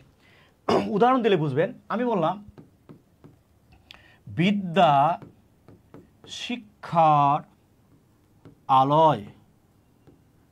বিদ্যা শিক্ষার আলয়, এটা একটা মধ্যপদলোপী কর্মধারয় সমাস। এটা আমি ব্যাস বাক্য লিখেছি। এটার যদি আমি সমস্ত পদ লিখি তাহলে আমার সমস্ত পদ হবে বিদ্যা আলয়। কি হবে? বিদ্যা আলয় হবে। মেনলি এটা হচ্ছে বিদ্যালয় হচ্ছে একটি সমাস দ্বারা গঠিত শব্দ। তো আপনার পরীক্ষায় আসলো যে বিদ্যালয় কি দ্বারা গঠিত শব্দ, অপশনে শুরুতে দেওয়া আছে সন্ধি। ভাই সন্ধি হবে না, সন্ধি শব্দ গঠন করে না, কারণ আমার শব্দটা ছিল বিদ্যা শিক্ষার আলয়। আলয় মানে স্থান, বিদ্যা শিক্ষার আলয়, এইটাকে আমি বলেছি বিদ্যা আলয়। বিদ্যা হচ্ছে পূর্বপদ, আলয় হচ্ছে পরপদ। এখন বিদ্যা এবং আলয় যে বলছি, বিদ্যার শেষে আছে আ, আলয়ের শুরুতে আছে আ। এখন পাশাপাশি দুইটা আ যখন চলে এলো তখন আমার উচ্চারণ করতে প্রবলেম হচ্ছে, বা উচ্চারণের শ্রুতি মধুর না, বা মজা পাচ্ছি না। বিদ্যা আলয়, বিদ্যা আ, কারণ দুইবার হা করা থাকে তো, বিদ্যা আ এরকম বলতে আমার প্রবলেম হচ্ছে। বিদ্যা আলয় বলতে কষ্ট হচ্ছে। কিন্তু এখন যদি আমি এই দুইটা আটাকে যদি আমি ছোট করে ফেলি, একটা আনি, কমন নিই, এই আ সমান যদি আমি একটা আনি, তখন আমি একটা নিলাম, একটা আ যদি নিই তাহলে আমার শব্দটা কি দাঁড়াচ্ছে? শব্দটা আমার দাঁড়াচ্ছে বিদ্যালয় দাঁড়াচ্ছে। বিদ্যা আলয়, এইটাকে আমি একসাথে করলে হচ্ছে বিদ্যালয়। একটা যখন নিচ্ছি, তার মানে হচ্ছে সন্ধি হলো সমাস দ্বারা গঠিত যে শব্দগুলো আছে সেইখানে পূর্বপদ এবং পরপদ মিলে যে শব্দটা থাকে, এটা কখনো কখনো একটু বড় শব্দ থাকে, কখনো কখনো উচ্চারণগত প্রবলেম হয়, তখন এইটাকে ছোট করা কাজই হচ্ছে সন্ধির কাজ। সুতরাং এই বিদ্যালয় কিন্তু সন্ধি দ্বারা গঠিত শব্দ না, এইটা কিন্তু একটা কি শব্দ? সমাস দ্বারা গঠিত শব্দ। তাহলে এই সমাস থেকে যে সন্ধিগুলো পায় এইটাকে বলা হয় বহিঃসন্ধি। শব্দে শব্দে মিলিত হয়ে যে সন্ধি তাকে বলা হয় বহিঃসন্ধি। আর যদি ভিতরে ভিতরে সন্ধি হয়, অর্থাৎ প্রত্যয়ের মধ্যে যদি হয়, অর্থাৎ প্রকৃতি এবং প্রত্যয়ের মধ্যে যদি হয়, ওইটাকে বলা হয় অন্তঃসন্ধি। ব্যাপারটা বুঝতে পেরেছেন? ওকে, আমি যদি বলি ধরুন ইত্যাদি, ইতি হতে আদি, এতি আদি। আরেকটা উদাহরণ দিলে আপনারা বুঝতে পারবেন। আরেকটা আমরা এক কাজ করি, আমরা হচ্ছে পরের একটা স্লাইড নিচ্ছি। আরেকটা উদাহরণ দিলে, ধরেন আমি বললাম ইতি হতে আদি, এটা আমি হচ্ছে ব্যাস বাক্য লিখেছি। এটা যদি আমি সমস্ত পদ লিখি তাহলে আমার হবে হচ্ছে ইতি আদি। কি হবে? ইতি, আর হবে কি? আদি। ইতি আদি হবে। ইতি আমার পূর্বপদ, আদি হচ্ছে আমার পরপদ। এইখানকার যে ইটা আছে আর এইখানকার যে আ আছে, ই এবং আ মিলে এটা কি হয়ে যাচ্ছে? জফলা হয়ে যাচ্ছে। এবং এইটাকে আমি ছোট করে বানাচ্ছি কি? এইটাকে আমি ছোট করে বানাচ্ছি ইত্যাদি। কি বানাচ্ছি? ইত্যাদি। তাহলে ইত্যাদি শব্দটা ইতি যোগ আদি সমান হচ্ছে ইত্যাদি, এইটা আমরা সন্ধি হিসেবে পড়ি, কিন্তু মেনলি কিন্তু শব্দটা গঠিত হয়েছিল সমাস দ্বারা। তাহলে আমরা ওই যে প্রকৃতি প্রত্যয়ের যে উদাহরণগুলো বলি, এগুলো হচ্ছে ম্যাক্সিমাম অর্থাৎ 99% ক্ষেত্রে, বা 95% ক্ষেত্রে এগুলো হবে সমাস সাধিত শব্দ, কখনো কখনো প্রত্যয় সাধিত শব্দ হতে পারে। এই হলো ব্যাপার আর কি। এখন আমরা সকল মানে কি বলি যে আমরা অন্য যেইগুলো আছে সমাসগুলো আছে সেগুলো কি একটু পড়ায় দেবো আপনাদের? একটু পড়ি, মানে আজকের ক্লাসে সমাস কি শেষ করে দেব? চাইলে কিন্তু আমরা শেষ করতে পারবো। হ্যাঁ, এক ক্লাসে সমাস শেষ হয়ে যাবে। আপনারা কি আছেন? আপনারা একটু কমেন্ট করেন তো দেখি আপনারা আছেন কিনা এখানে কতজন দেখছেন এখন, একটু আছেন কিনা, আপনারা দেখছেন কিনা?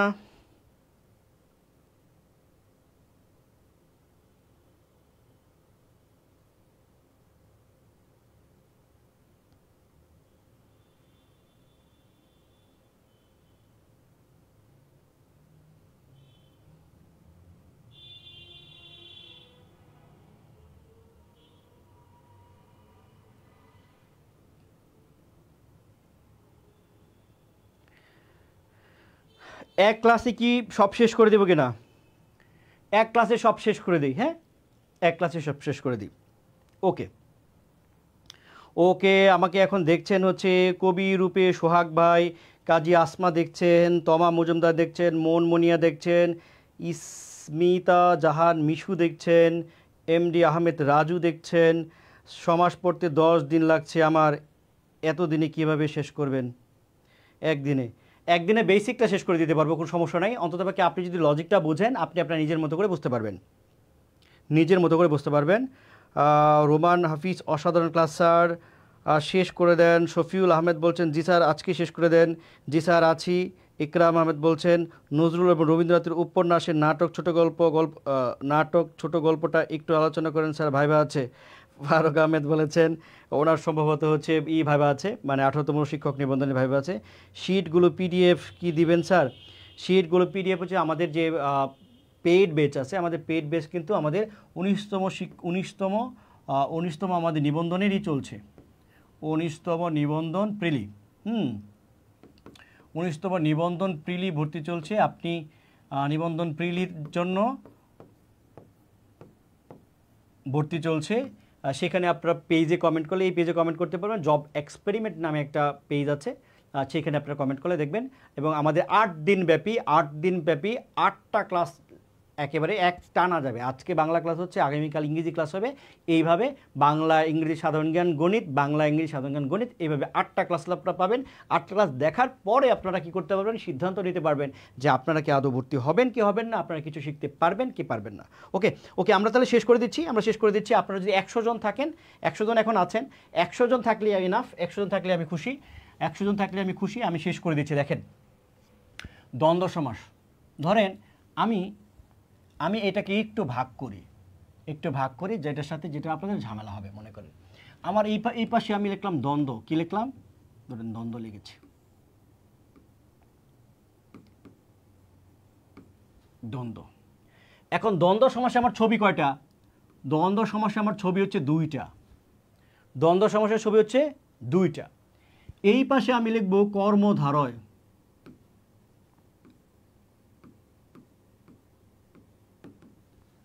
ধরেন কর্মধারয় আমি লিখলাম, বা আমি তৎপুরুষও লিখলাম, বা দিগু লিখলাম,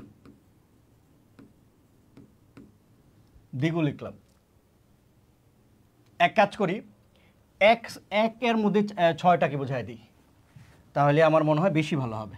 একটার মধ্যে, একটার মধ্যে বোঝাই দিচ্ছি, দ্বিতীয় নেওয়া দরকার নাই। তাহলে আমাদের পুরো এখানে আমি একটা নিলাম, এইখানে আমি অর্ধেক ভাগ করলাম, এখানে হবে 3টা, এইখানে হবে 1টা 2টা 3টা, এইখানে একটা, এখানে একটা, 6টা সম্ভবত হয়েছে। 1 2 3, এখানে হবে দ্বন্দ্ব, কি হবে, দ্বন্দ্ব। এইখানে আমি নিলাম কর্মধারয়, কি নিলাম, কর্মধারয়। এইখানে নিলাম আমি তৎপুরুষ, কি নিলাম, তৎপুরুষ। এইখানে আমি নিলাম হচ্ছে ধরেন দিগু, কি নিলাম, দিগু। এইখানে আমি নিলাম হচ্ছে বহুব্রী, কি নিলাম, বহুব্রী। এইখানে নিলাম হচ্ছে আমি অব্যয়ীভাব, একদম সবার লাস্টে। ওকে, আমরা এক পৃষ্ঠার মধ্যে দেখি যে আমরা আসলে এটা কতটুকু শেষ করতে পারি এবং আমরা বুঝতে পারি কিনা। ধরেন আমার এইখানে ছবি কয়টা, আমি একটু ছবি লিখি। এইখানে আমার চোখে ছবি ভাসবে 2টা, এইখানে আমার ছবি ভাসবে হচ্ছে 1টা, এইখানে আমার ছবি ভাসবে কয়টা, 1টা, এইখানে হচ্ছে আমার ছবি ভাসবে কয়টা, 1টা, এইখানে আমার ছবি ভাসবে 0, অর্থাৎ অন্য কোনো কিছুর জন্য 0 দিচ্ছি। এইখানে ছবি ভাসবে কয়টা, আমার 1টা। ঠিক আছে, ওকে। ধরেন আমি এখানে লিখলাম হচ্ছে ভাই বোন, কি লিখলাম, ভাই বোন। মাঝখানে হাইফেন দিতেও পারি, নাও দিতে পারি। এখন ভাই বোন আমি লিখেছি। আমি কিন্তু আর কোনো ব্যাস বাক্য লিখবো না, ব্যাস বাক্য নিয়ে আমি আর কাজ করব না। ব্যাস বাক্য নিয়ে আমাদের কাজ না, আমাদের কাজ হচ্ছে সমস্ত পদ নিয়ে কাজ। ভাই বোন লিখলাম, এবার হচ্ছে আমরা হচ্ছে পিক গেম খেলছি। ভাই বোন বলতে আপনি কি বোঝেন? আপনার চোখে কিন্তু ভাইয়ের ছবি ভাসে, বোনের ছবি ভাসে, অর্থাৎ 2টা ছবি ভাসছে। তো 2টা ছবি যদি ভাসে তাহলে সেটা কি হবে? দ্বন্দ্ব সমাস। কিন্তু আমি এখানে মনে করলাম ভাই বোন না লিখে আমি লিখলাম দাদা ভাই। এখন দাদা ভাই যে লিখেছি, হ্যাঁ দাদা ভাই যে লিখেছি, এখন আপনার কাছে এরকম মনে হবে দাদা ভাই মানে দাদা ও ভাই। আপনি চোখ বন্ধ করুন তো, দাদা ভাই বলতে আপনি কি বুঝেন? দাদা ভাই বলতে কি আপনি দাদাকে বোঝেন নাকি ভাইকে বোঝেন? ছবি কয়টা? আমি বললাম আপনাকে আমি কলমটা গিফট করেছি যে এটা দাদা ভাইকে দিবেন, তখন আপনি কিন্তু এটা আপনি একজন ব্যক্তিকে দিবেন, দুইজন ব্যক্তিকে দিবেন না। কিন্তু আমি যদি বলি এইটা ভাই বোনকে দিবেন, তখন আপনি হচ্ছে এটা ভাগ করে একটা অংশ ভাইকে দিবেন আর একটা অংশ বোনকে দিবেন। দাদা ভাই অর্থাৎ যে লোকটা দাদা ওই লোকটাই হচ্ছে ভাই, যিনি দাদা তিনিই ভাই, অর্থাৎ একজনকে বোঝাচ্ছে এবং সেটা ভাইকে বোঝাচ্ছে। ঠিক আছে, ওকে। তারপরে ধরেন আমি আরেকটা শব্দ নেই, আমি রাখলাম হচ্ছে বই পড়া। আমি লিখলাম হচ্ছে বই পড়া। এবার আবারও আমার দুইটা ওয়ার্ড আছে, একটা হচ্ছে বই আর একটা হচ্ছে পড়া। একটা কি আছে? পড়া আছে, বই এবং পড়া। তাহলে বই পড়া বলতে কি আমি বই এবং পড়া এই দুইটা ব্যাপার কি বুঝি? বই পড়া বলতে আপনি আসলে কী বুঝেন? কল্পনা করুন, চোখ বন্ধ করুন। বই পড়া বলতে আপনার ছবি কি ভাসে? পড়া ভাসে না বই ভাসে?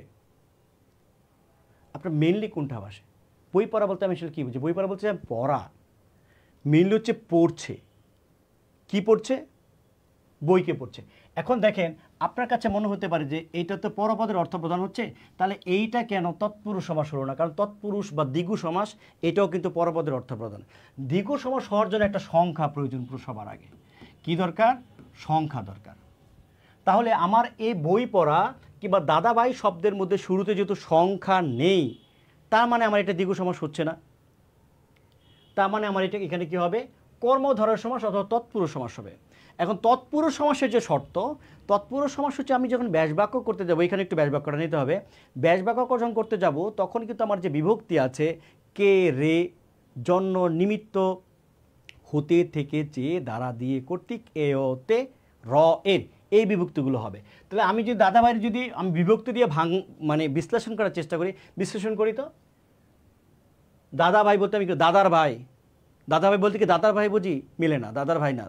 দাদাকে ভাই, দাদার জন্য ভাই, দাদার দ্বারা ভাই, দাদা এর ভাই, যেভাবেই আপনি বিভক্তি যুক্ত করেন না কেন এটা কখনোই মিনিংফুল হচ্ছে না। ঠিক আছে, কিন্তু আপনি এই বই পড়াকে তো মনে করেন যে বই পড়া আপনি পড়াটা বুঝছেন, তাহলে পরপদের অর্থপ্রদান হলে তো আমার কর্মধারয় হতে পারে, তৎপুরুষ হতে পারে, তাহলে আমার এটা কর্মধারয় কেন হবে না? দেখেন কর্মধারয় হবে না, কর্মধারয়ের আবার যে যে ব্যাপারটা আছে, কর্মধারয় হচ্ছে যে সে, যে সে এই লজিকে হবে। তাহলে যে বই সে পড়া, অথবা কর্মধারের সমস্যা মাঝখানে হচ্ছে ন্যায় বসে, কি বসে? ন্যায়, তুলনা করে হয় ন্যায়, হয় ন্যায় মানে মতো, অথবা রূপ বসে। তাহলে আমি যদি বলি বই রূপ পড়া মিলে, বই ন্যায় পড়া মিলে, তাও যে বই সে পড়া মিলে না। তাহলে আমি যদি বলি বইকে পড়া, বই পড়া মানে বইকে পড়া, এই যে কে বিভক্তি যুক্ত করছে মিলে গেছে। তাহলে যখন দেখবেন বিভক্তি দিয়ে মিলে যাচ্ছে, পরপদের অর্থ প্রদান এখন আপনি তৎপুরুষ দিবেন নাকি কর্মধারয় দিবেন, তখন হচ্ছে ধরুন আপনি দিয়া দিলেন, কি বলে ব্যাখ্যা করার চেষ্টা করলেন হচ্ছে বিভক্তি দিয়ে। যদি বিভক্তি দিয়ে আপনি ব্যাখ্যা করে ফেলতে পারেন তাহলে সেটা হয়ে যাবে হচ্ছে তৎপুরুষ সমাস। আর যদি ব্যাখ্যা করতে পারেন না, আপনি এই যে সে দিয়ে ব্যাখ্যা করলে হয়, বা ন্যায় বা রূপ দিয়ে ব্যাখ্যা করলে হয়, তাহলে আপনি সেটা দিয়ে দেবেন কর্মধারয় সমাস। আর ওই দ্বিগু তো হবেই না। দ্বিগু কেন হবে না? কারণ দ্বিগু থাকার জন্য প্রথমে একটা কি থাকা দরকার? সংখ্যা না থাকলে জীবনও কি হবে না? দ্বিগু সমাস হবে না। জাস্ট খালি লজিকটা কি করতে হবে? খাটাতে হবে। এখন আমার যে দ্বিগু সমাসের যে সংখ্যাটা আছে, এখন সংখ্যা থাকলে কিন্তু আমার বহুব্রী সমাসও হতে পারে। ধরেন আমি এখানে লিখলাম চৌরাস্তা, কি লিখলাম? চৌরাস্তা। এখন চৌরাস্তা বলতে চৌ মানে চার, চৌ মানে কি? চার। এখন দেখেন তো চৌরাস্তা বলতে কি আপনি চার বোঝেন? আপনার চোখে কি চার ভাসে নাকি চারটা রাস্তা ভাসে আপনার চোখে? হ্যাঁ,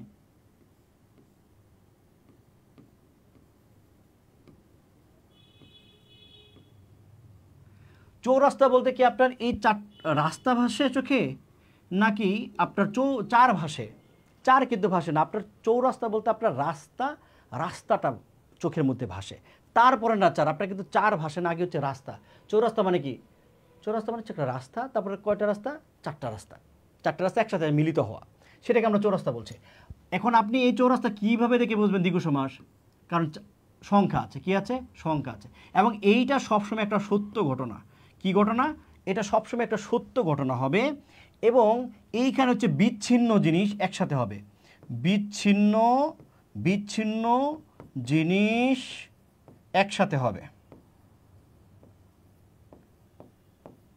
বিচ্ছিন্ন জিনিস একসাথে হবে। তাহলে চৌরাস্তা মানে চারটা রাস্তা আলাদা আলাদা ছিল, বিচ্ছিন্ন, একটা হচ্ছে এই পাশে, একটা ওই পাশে, একটা ওই পাশে, একটা ওই পাশে, বিচ্ছিন্ন যে একসাথে হয়েছে, জড়ো হয়েছে, সমাহার হবে, সমাহার হবে, একসাথে হবে, একসাথে হয়েছে। ঠিক আছে? কিন্তু ধরেন আমি যেখানে বললাম, ধরেন শতমূলী, কি বললাম?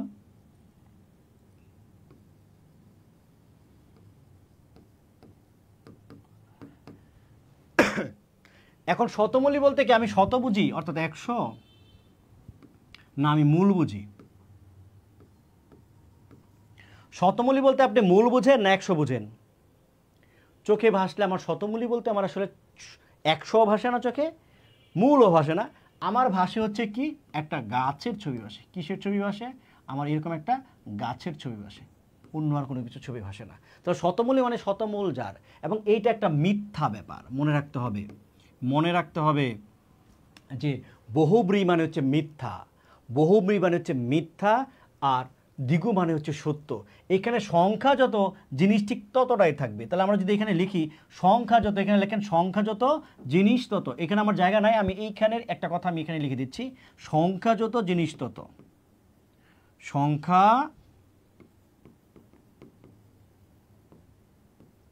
সংখ্যা যতটা থাকবে, সংখ্যা যতটা থাকবে, জিনিস ততটা থাকবে,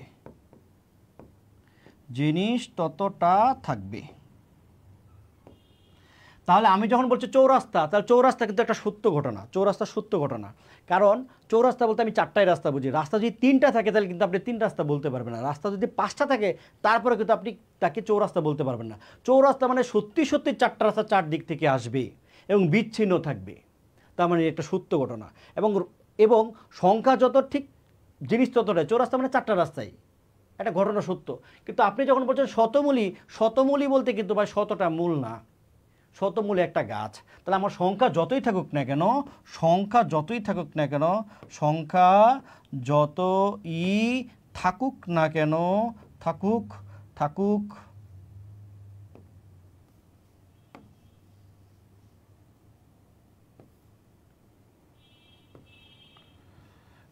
মুছে যাচ্ছে সব, এটা একটা মিথ্যা। সংখ্যা যতই থাকুক না কেন, সংখ্যা যতই থাকুক না কেন, কেন জিনিস একটা, জিনিস একটা। সংখ্যা যতই থাকুক না কেন, জিনিস যদি একটা হয়, জিনিস যদি একটা হয়। শতমূলী বলতে আমি ভাই একটা কে বোঝাচ্ছি, কি বোঝাচ্ছি? গাছকে বোঝাচ্ছি।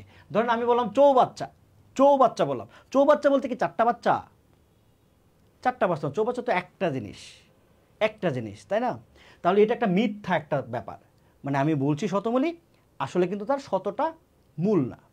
ঠিক আছে? ওকে, তাহলে আমরা এই পাশে চলে যাই। এই পাশে হচ্ছে যে একটা প্রথমে একটা উপসর্গ থাকবে, প্রথমেই উপসর্গ থাকবে, পরে বিশেষ্য থাকবে।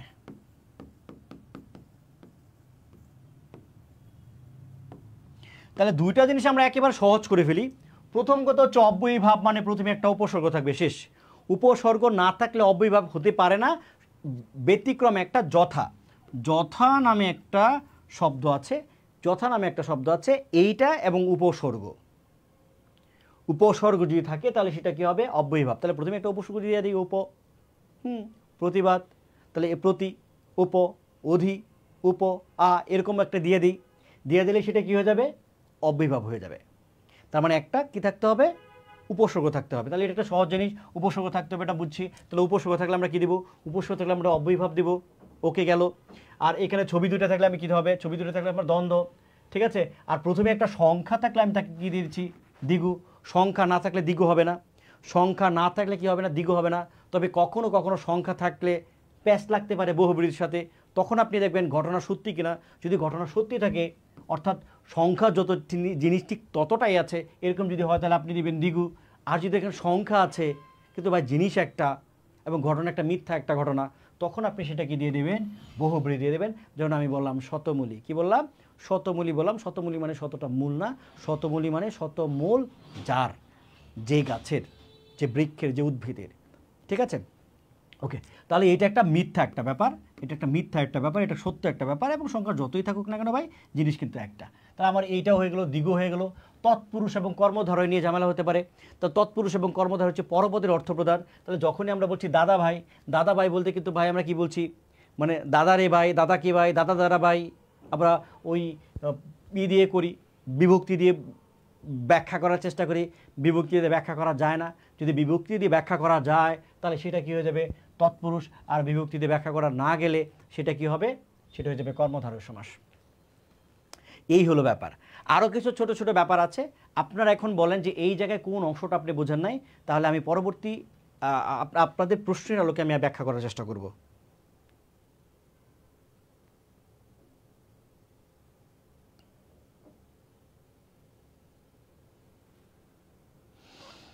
আপনাদের প্রশ্নের আলোকে আমি এখন ব্যাখ্যা করার চেষ্টা করব। হ্যাঁ,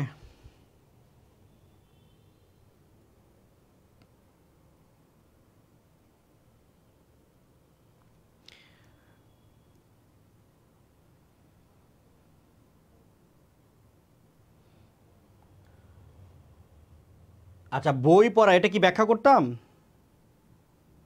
নিত্য সমাস কোনো সমাস না, নিত্য সমাস কোনো সমাস না। কারণ নিত্য সমাসের যে সংজ্ঞা সেটা হচ্ছে যে যে সমাসের শব্দগুলো নিত্য সমাসবদ্ধ অবস্থায় থাকে, সমাসবদ্ধ পদগুলো নিত্য সমাসবদ্ধ অবস্থা থাকে, ব্যাস বাক্যের প্রয়োজন হয় না, তাকে নিত্য সমাস বলে। নিত্য সমাস সমাসের ক্রাইটেরিয়া ফিল আপ করে না।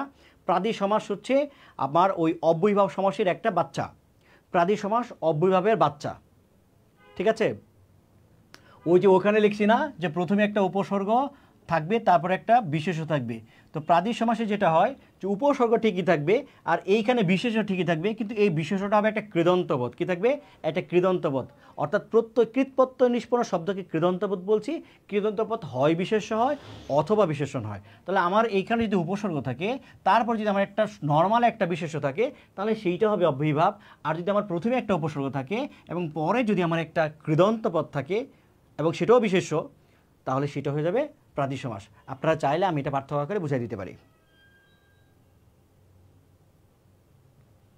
মায়ার বাদন বলছেন তিনি ব্যাসবাক্য করতে পারেন না। ব্যাসবাক্য করার প্রয়োজন নাই, ব্যাসবাক্য করার প্রয়োজন নাই, ব্যাসবাক্য করার প্রয়োজন নেই। কোন অংশটা বলেন স্যার?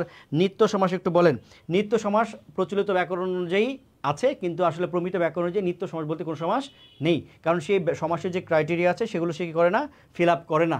তারপরে যদি আপনি নিত্য সমাস যদি চিনতে চান, তাহলে আপনি দেখবেন যে শব্দের শেষে অন্তর আছে। অন্তর আমি বললাম যুগান্তর, বাক্যান্তর, অর্থান্তর, তেপান্তর, না তেপান্তর না, এটা আবার তিন প্রান্তরের সমাস, তে মানে তিন।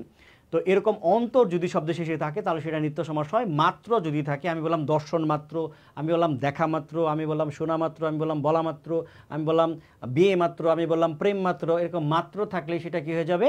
নিত্য সমাস হয়ে যাবে। এই কথা যদি মনে রাখেন যে অন্তর এবং মাত্র। আর যদি আমরা দেখি যে শেষে হচ্ছে গোলাগুলি, টি, এইগুলো যদি আছে, সেটাও কি হতে পারে? নিত্য সমাস হতে পারে। তাছাড়া এছাড়া আরও কিছু উদাহরণ আছে, যেমন 92 বা 92 যদি নিত্য সমাস হয়, তাহলে আমার ওই 93, 94, 95 কি দোষ করেছে? এটা টোটাল একটা গোজামিল ছিল। নিত্য সমাস টোটাল একটা গোজামিল। হ্যাঁ, এইটা আসলে কোনো সমাসের ক্রাইটেরিয়ার মধ্যে পড়ে না। প্রাদি সমাস হচ্ছে উপপদ। উপপদ তৎপুরুষকে বুঝাই দেব। উপপদ ব্যাপারটা আসলে বুঝাই দিচ্ছি। আমি অন্য আরেকটা স্লাইড নিচ্ছি। উপপদ ব্যাপারটা কি? ধরেন আমি বললাম হচ্ছে ছেলে ধরা। কি বললাম? ছেলে ধরা। কি?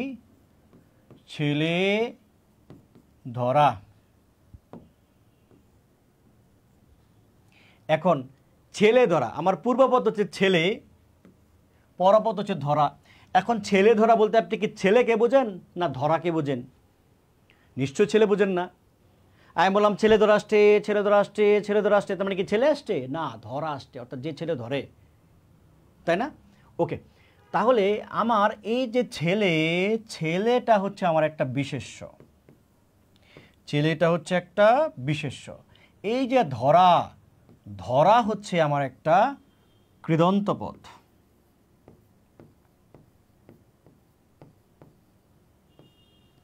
কৃদন্ত পদ। আমার ব্যাস বাক্য করার প্রয়োজন নয়, ব্যাস বাক্য করলে এটা হবে ছেলে ধরে যে।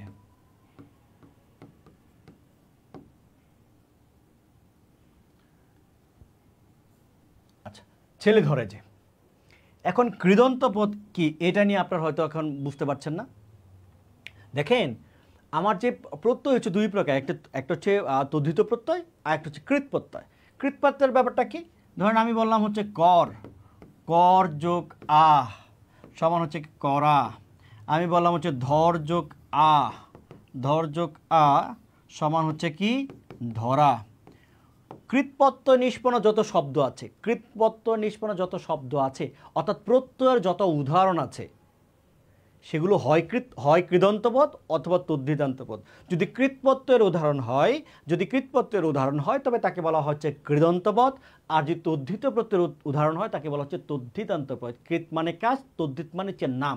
ঠিক আছে, তাহলে আমার এই যে করা এটা একটা কৃত মানে কৃদন্ত পদ, ধরা হচ্ছে একটা কৃদন্ত পদ। তাহলে আমার এই যে ধরযোগ আ ধরা, এটাকে যদি আমরা প্রকৃতি প্রত্যয় নির্ণয় করি তাহলে হয় ধরযোগ আ। ধর যেহেতু একটা ধাতু বা ধর যেহেতু একটা আমার ক্রিয়াবাচক শব্দ বা ক্রিয়া মূল, তাহলে আমি এইটাকে কি বলবো, এইটা হচ্ছে এটার সাথে আ প্রত্যয় যুক্ত হয়েছে, তাহলে এটা অবশ্যই এটা এটা এটা হচ্ছে প্রকৃতি আর এটা হচ্ছে প্রত্যয়। তো প্রকৃতি এবং প্রত্যয় মিলে শব্দটা হচ্ছে ধরা। এই ধরাটাকে আমরা বলবো একটা কৃদন্ত পদ। কেন বলবো? কারণ হচ্ছে কৃত যুগ অন্ত, কৃদন্ত, কৃত যুগ অন্ত অর্থাৎ অন্তে এই যে আ যুক্ত হয়েছে, কৃতের সাথে অন্তে আ যুক্ত হয়ে যে পদটা গঠিত হয়েছে তাকে বলা হচ্ছে কৃদন্ত পদ। আচ্ছা, এক কথা এত পেঁচার দরকার নাই ভাই। মূল কথা হচ্ছে ভাই আমার কৃৎপ্রত্যয় নিষ্পন্ন যত শব্দ আছে সবারই কৃদন্ত পদ বলা হয়, শেষ। আর অন্য কিছু বোঝার দরকার নাই। কি বলছি? সহজ কথা, কৃৎপ্রত্যয় নিষ্পন্ন শব্দগুলো হচ্ছে কৃদন্ত পদ। তাহলে আমার এই ধরা হচ্ছে কৃৎপ্রত্যয় নিষ্পন্ন একটা শব্দ। তাহলে একটা বিশেষ্যর পর যদি একটা কৃদন্ত পদ থাকে তখন সেটা উপপদ তৎপুরুষ সমাসের উদাহরণ হয় এবং এই বিশেষ্যটা তখন নতুন একটা নাম হয়, তার নাম হয়ে যায় উপপদ। এর নাম কি হয়ে যায়? উপপদ। এর নাম হয়ে যায় উপপদ। এখন এটার সংজ্ঞা হিসেবে আপনার পরীক্ষায় প্রশ্ন আসে, এরকম হবে, এরকম প্রশ্ন করতে পারে। সংজ্ঞাটা এরকম হবে যে উপপদের সঙ্গে উপর্ত পদে কৃদন্ত পদে যে সমাস হয়, উপপদের সাথে কৃদন্ত পদে যে সমাস হয় তাকে বলা হয় উপপদ তৎপুরুষ। কি বলা হয়? উপপদ তৎপুরুষ। ঠিক আছে, আর হচ্ছে বা এইভাবে বলা যেতে পারে যে বিশেষ্যের সঙ্গে কৃদন্ত পদে যে সমাস হয়, তাকেও বলা হয় উপপদ তৎপুরুষ সমাস। অথবা পরীক্ষা যদি এভাবে আসে, এরকম প্রশ্নটা আসে যে কৃদন্ত পদের আগের শব্দটাকে কি বলা হয়? উপপদ বলা হয়। কৃদন্ত পদের আগের শব্দটাকে নাম হচ্ছে উপপদ, অর্থাৎ কৃদন্ত পদের আগে যে বিশেষ্যটা থাকে তার নাম হচ্ছে কৃদন্ত পদ। পরীক্ষায় প্রশ্ন আসছে যে কৃদন্ত পদের আগের যে পদটা আছে তার নাম কি? তাকে বলা হচ্ছে উপপদ। ব্যাপারটা কি বুঝতে পেরেছি?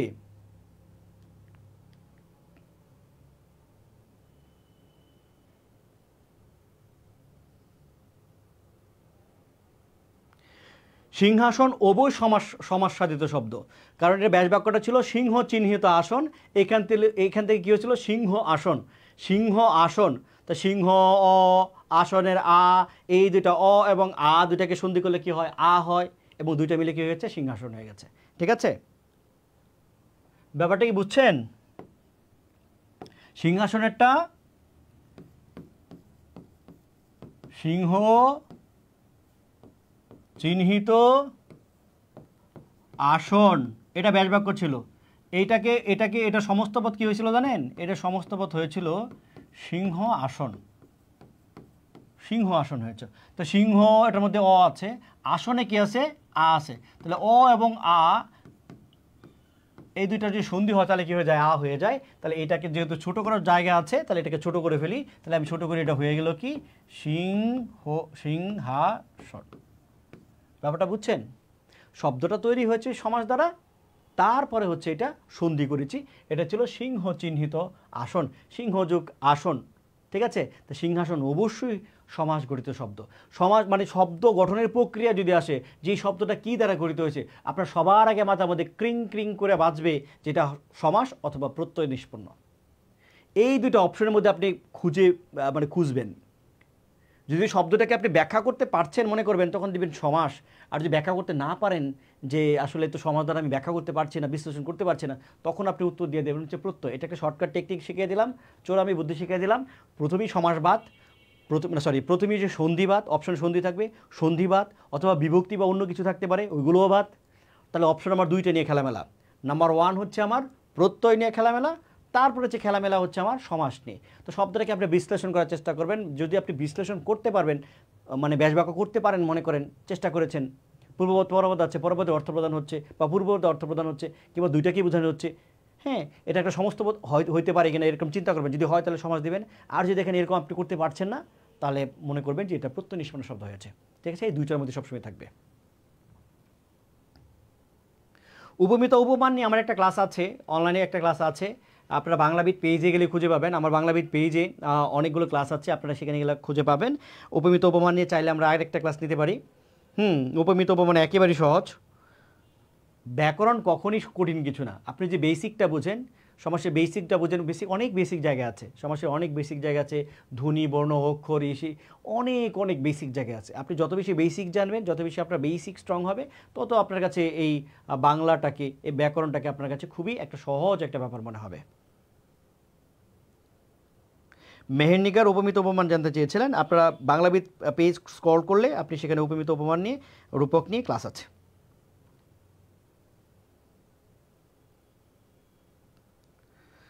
আপনাদের আরও কোনো প্রবলেম আছে কিনা, কোনো কিছু নিয়ে আমি যা পড়িয়েছি এটার মধ্যে কোনো মানে কোনো ডাউট আছে কিনা, কোনো জায়গায় কোনো প্রবলেম আছে কিনা, বা কোনো জায়গায় কোনো পার্থক্য আপনি বুঝতে পারছেন যে এটার সাথে ওটার পার্থক্যটা কী, এরকম যদি হয় তাহলে আমি কিছু পার্থক্য পড়াইতে পারি। কটা বাজে? 1.5 ঘন্টা হয়েছে, 1.5 ঘন্টা হয়েছে। আর ক্লাস কি নিব? আকলিমা আখি দেখছেন, আকলিমা আখি, আখি কেমন আছেন? আমরা দেখি পূর্ববৎ আরেকটু পড়ার চেষ্টা করি।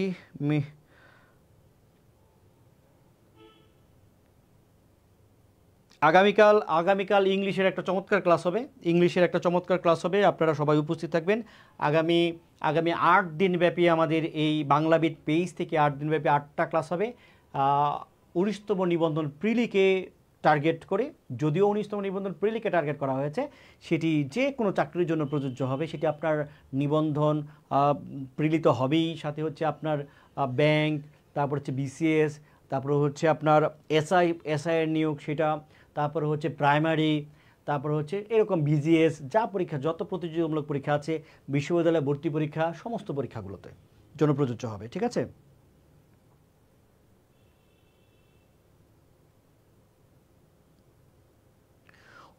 রুহুল আমিন বলছেন উপমান সত্য, উপমিত মিথ্যা। হ্যাঁ, আপনার কথা ঠিক। তবে এখানে যখন সংজ্ঞা দিয়ে প্রশ্ন আসে, উপমান এবং উপমিতের মধ্যে যখন সংজ্ঞা দিয়ে প্রশ্ন আসে, তখন কিন্তু একটা ঝামেলা। এটা কিন্তু একটা মৌলিক বিষয় আছে, মানে এটার একটা বেসিক আছে। আপনি যদি উপমান এবং উপমিতের বেসিকটা বুঝেন, তাহলে আপনার কাছে আরও সহজ মনে হবে, এবং আপনার এখান থেকে যখন প্রশ্ন করবে, তো সেটারও আপনি উত্তর করতে পারবেন। ঠিক আছে, আচ্ছা, আপনাদের আর কি জানার আছে? আচ্ছা, তাহলে আপনাদেরকে আমি একটা জিনিস, তাহলে একটা প্রশ্ন বলি, যে আপনারা বলবেন যে এটা কোন সমাস। আপনাদের আমি কুইজ দিই, আপনারা আমাকে বলেন যে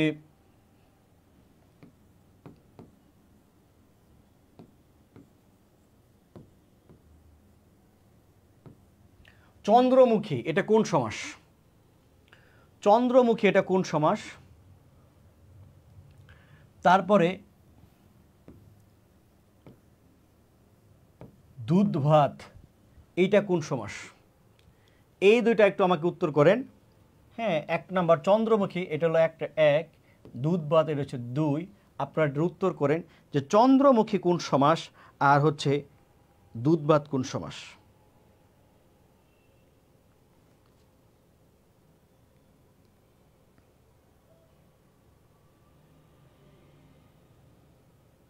সন্ধি এবং সমাসের পার্থক্য মণি জানতে চেয়েছেন। সন্ধি হচ্ছে কোন একটা গঠিত শব্দকে, মানে শব্দটা অলরেডি গঠিত হয়ে গেছে, কী দ্বারা গঠিত হয়ে গেছে? হয় প্রত্যয় দ্বারা গঠিত হয়েছে, অথবা সমাস দ্বারা গঠিত হয়েছে। ম্যাক্সিমাম টাইমে হচ্ছে সমাস দ্বারা গঠিত হয়েছে। অনেকে বলছেন সমাস দ্বারা, আবার কেউ বলছেন যে প্রত্যয় দ্বারা। আমরা দেখেছি প্রত্যয় দ্বারা কিছু কিছু শব্দ গঠিত হতে পারে।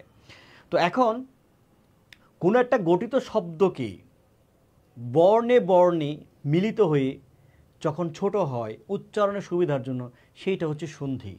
সন্ধিতে কখনো অর্থের চেঞ্জ হয় না, সন্ধিতে কখনোই অর্থের চেঞ্জ হয় না, সন্ধি কখনোই মানে একেবারে ওখানে যেটা আছে এইটাই, শুধু খালি বর্ণের মিলন। অনেকে ধ্বনির মিলন বলছে, আসলে এটা হবে বর্ণের মিলন। আর সমাসটা হচ্ছে আসলে 3টা 4টা 5টা এরকম একটা বাক্য, ওই বাক্যটাকে ছোট করে একটা শব্দে রূপান্তর করে ফেলে। তাহলে আমার সমাসটা হচ্ছে যে বড় একটা বাক্যকে ছোট করে শব্দগুলোর মিলন, শব্দগুলোর একপদীকরণ, একটা বাক্যটাকে একপদীকরণ। আর সন্ধি হচ্ছে যে উচ্চারণের সুবিধার জন্য বর্ণগুলো মিলিত হয়, এইটা হচ্ছে সন্ধি।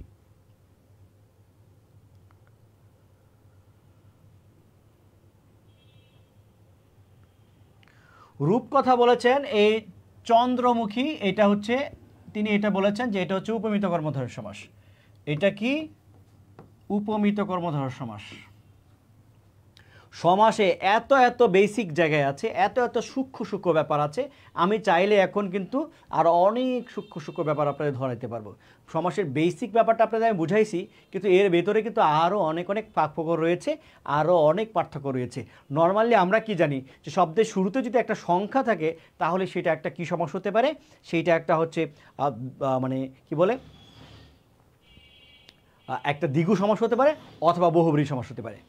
কিন্তু ভাই মানে প্রথমেই সংখ্যা থাকলে দ্বন্দ্ব সমাস হতে পারে, প্রথমেই সংখ্যা থাকলে কর্মধারয় সমাস হতে পারে, প্রথমেই সংখ্যা থাকলে তৎপুরুষ হতে পারে, প্রথমেই সংখ্যা থাকলে দ্বিগু হতে পারে, প্রথমেই সংখ্যা থাকলে হচ্ছে বহুব্রী হতে পারে। মানে অব্যয়ভাব ছাড়া বাকি সব কিছু হতে পারে প্রথমেই সংখ্যা থাকলে। কিন্তু আমরা ধরেই নিয়েছি সংখ্যা থাকলেই কী হবে, সংখ্যা থাকলেই হচ্ছে ওই হয় দ্বিগু অথবা বহুব্রী। এটা ন্যাচারালি হয়, ন্যাচারালি আমার সংখ্যা থাকলে হয় দ্বিগু অথবা বহুব্রী হয়, কিন্তু আসলে দ্বন্দ্ব হতে পারে, তৎপুরুষ হতে পারে, কর্মধারয় হতে পারে। তো সময় থাকলে হয়তো আমি এটা পার্থক্য আকারে বুঝাই দিতে পারতাম।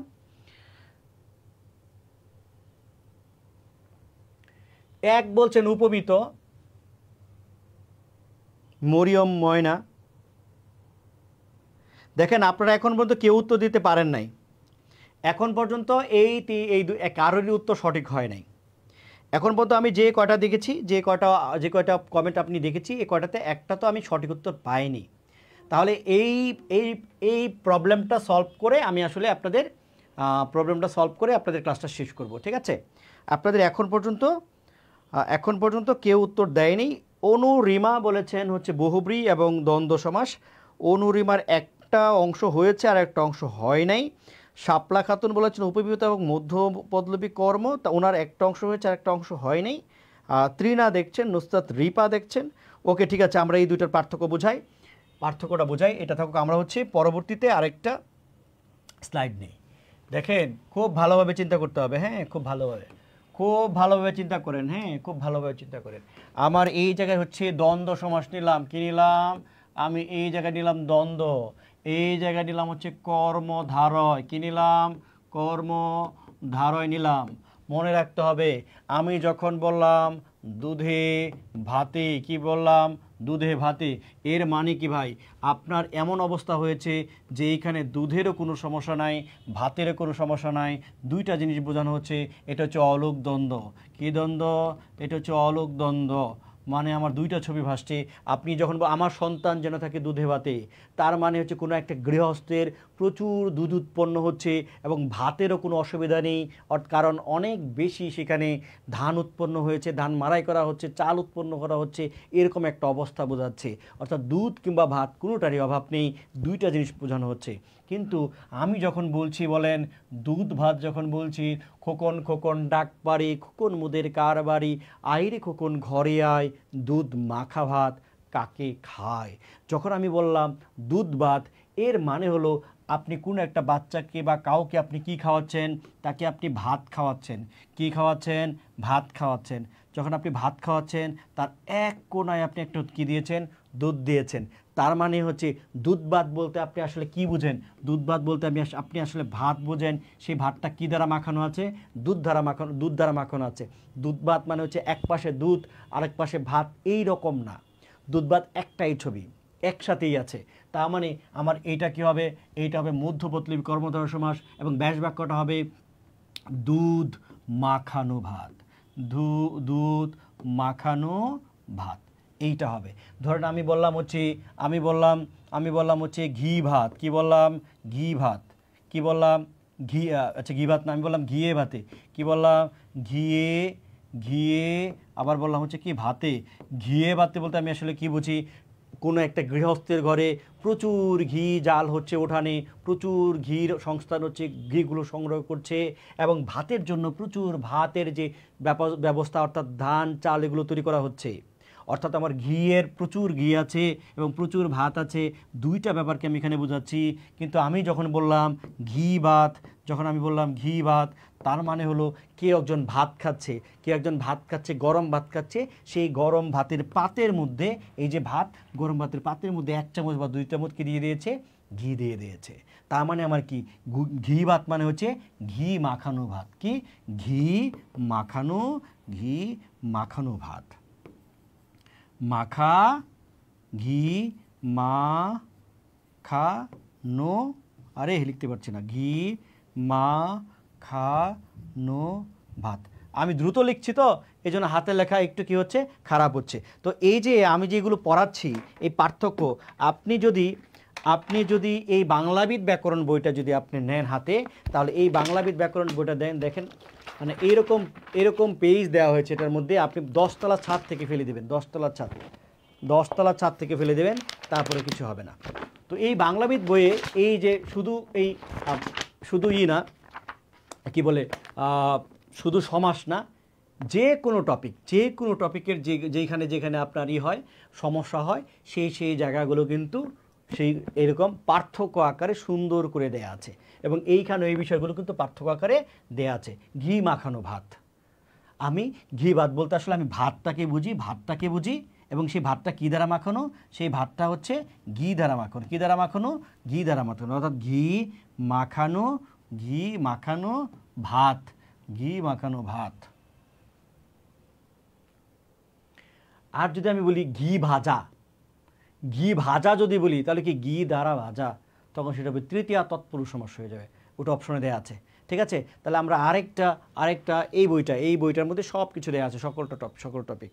এবং আমি নিশ্চিত যারা এই বইটা নিয়েছেন এখন পর্যন্ত যারা এই বইটা নিয়েছেন 2000 কপি সেল হয়েছে এই বইটা প্রকাশিত হওয়ার পরে, মানে এখন মার্কেট আউট আছে। আমি একজনেরও কোনো নেগেটিভ রিভিউ পাই না, এটা হচ্ছে আলহামদুলিল্লাহ, আল্লাহর কাছে হাজার শুকরিয়া যে আমার এত দিনের শ্রম, এত বছরের শ্রম, 1 যুগের শ্রম এটা বৃথা যায় নাই। আল্লাহ আমার পাশে আছেন, নিন্দুক 2-1 জন থাকবে, এটা খুব স্বাভাবিক, তো সেটাকে পাত্তা দিচ্ছি না। হ্যাঁ, আল্লাহ ভরসা। তো পরেতে আমরা চলে যাচ্ছি হচ্ছে পরের এটি, ওই যে আপনাদের যেটা চন্দ্রমুখী বলেছিলাম, এটা একটু লক্ষ্য করি আমরা, দেখেন।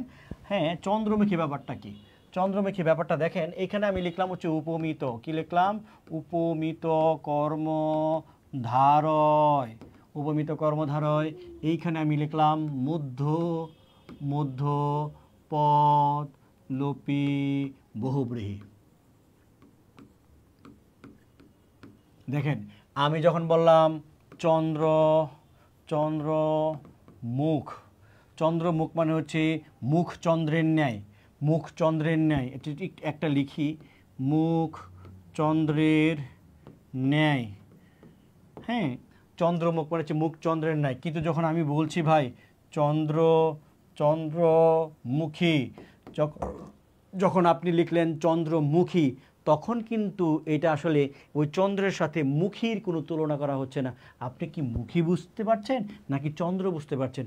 চন্দ্রমুখী বলতে আমি আসলে চন্দ্রকেও বুঝি না, মুখীকেও বুঝি না, অর্থাৎ যার মুখটা চন্দ্রের মতো একটা ব্যক্তিকে বোঝাচ্ছে। তার মানে কি হবে, চন্দ্রের মতো মুখ যার, বা অথবা চন্দ্রের মতো উজ্জ্বল মুখ যার, চন্দ্রের মতো উজ্জ্বল মুখ যার, ঠিক আছে, যখন আমি চন্দ্রমুখী বলবো মনে রাখতে হবে উপমিত কর্মধারয় সমাসের যে উদাহরণগুলো আছে এই উপমিত কর্মধারয় উদাহরণের শেষে যদি আপনি দীর্ঘিকার যুক্ত করেন, এ যুক্ত করেন, ও যুক্ত করেন, তখন সেটা আর উপমিত কর্মধারয় সমাস হবে না, সেটা হয়ে যাবে মধ্যপদলোপী বহুব্রীহি সমাসের উদাহরণ হয়ে যাবে। ধরেন আমি লিখলাম হচ্ছে এখানে হাড়ি মুখ, কী লিখলাম? হাড়ি মুখ লিখলাম আমি। আপনার কাছে মনে হচ্ছে হ্যাঁ ঠিক আছে, হাড়ি মুখ, মুখ হাড়ির মতো, হাড়ি মুখ, তার মানে কি মুখ হাড়ির ন্যায়, মুখ হাড়ির ন্যায়। কিন্তু আমি যদি বলি, মনে করেন যে হাড়ি, আমি বললাম হাড়ি মুখও বললাম, হাড়ি মুখও বললাম, তার মানে হচ্ছে কি হাড়ির মতো মুখ যার, হাড়ি মুখো। হাড়ি মুখ বলতে আমি হাড়িকে বোঝাচ্ছি না, মুখকে বোঝাচ্ছি না। হাড়ি মুখ বলতে বলতে আমি একজন ব্যক্তিকে বোঝাচ্ছি যার মুখটা ভাই হাড়ির মতো এরকম বড়। অর্থাৎ পূর্বপদ পরপদ কোনো পদেরই অর্থ প্রদান হচ্ছে না, এখানে হাড়ি এবং মুখও এই দুটার মধ্যে তুলনা করা হচ্ছে না। এইখানে কিন্তু হাড়ি এবং মুখ, আমি হাড়ি এবং মুখ যখন আপনি বললাম তখন কিন্তু আপনার মুখের ছবি ভাসছে, মুখের ছবি ভাসছে, মানুষের ছবি কিন্তু ভাসে নাই। কিন্তু আমি যখন বলছি হাড়ি মুখও, তখন কিন্তু হাড়ি মুখও বললে কিন্তু মুখের ছবি ভাসে না, হাড়ি মুখও বললে একজন ব্যক্তির ছবি ভাসে। ব্যাপারটা কি বুঝতে পেরেছেন? তাহলে আমি কি বলছি যে আমার উপমিত কর্মধারয় সমাসের শেষে যদি আপনি কি যুক্ত করেন, এ যুক্ত করেন, যদি আপনি হ্রস্বই যুক্ত করেন, যদি দীর্ঘই যুক্ত করেন, যদি ও যুক্ত করেন কিসের পরে? উপমিত কর্মধারয় সমাসের পরে, তখন সেটা হয়ে যাবে আপনার মধ্যপদলোপী বহুব্রীহি সমাস। এবং মধ্যপদলোপী বহুব্রীহি সমাসকে ডক্টর মোহাম্মদ শহীদুল্লাহর নাম দিয়েছেন উপমাত্মক বহুব্রীহি। কি বহুব্রীহি? উপমাত্মক। উপমা শব্দের অর্থ তুলনা, উপমা মানে কি? তুলনা। তাহলে এখানে একটা তুলনা আছে না, যে চন্দ্রের মতো উজ্জ্বল মুখ যার একটা তুলনা আছে না, এই জন্য ডক্টর মোহাম্মদ শহীদুল্লাহ এটার নাম দিয়েছেন উপমাত্মক বহুব্রীহি। বা আমি যদি বলি হাড়ি মুখ, তাহলে হাড়ির মতো মুখ যার, হাড়ির মতো মুখ যার, তাহলে এখানে একটা তুলনা আছে, এই জন্য এটাকে বলা হচ্ছে, যেহেতু ব্যক্তিকে বোঝাচ্ছে, সুতরাং এইটা হবে একটা বহুব্রীহি, এবং ডক্টর মোহাম্মদ শহীদুল্লাহ তার নাম দিয়েছেন উপমাত্মক বহুব্রীহি। আশা করি এই ব্যাপারটা বুঝতে পেরেছেন। এই ব্যাপারটা কি বুঝতে পেরেছেন?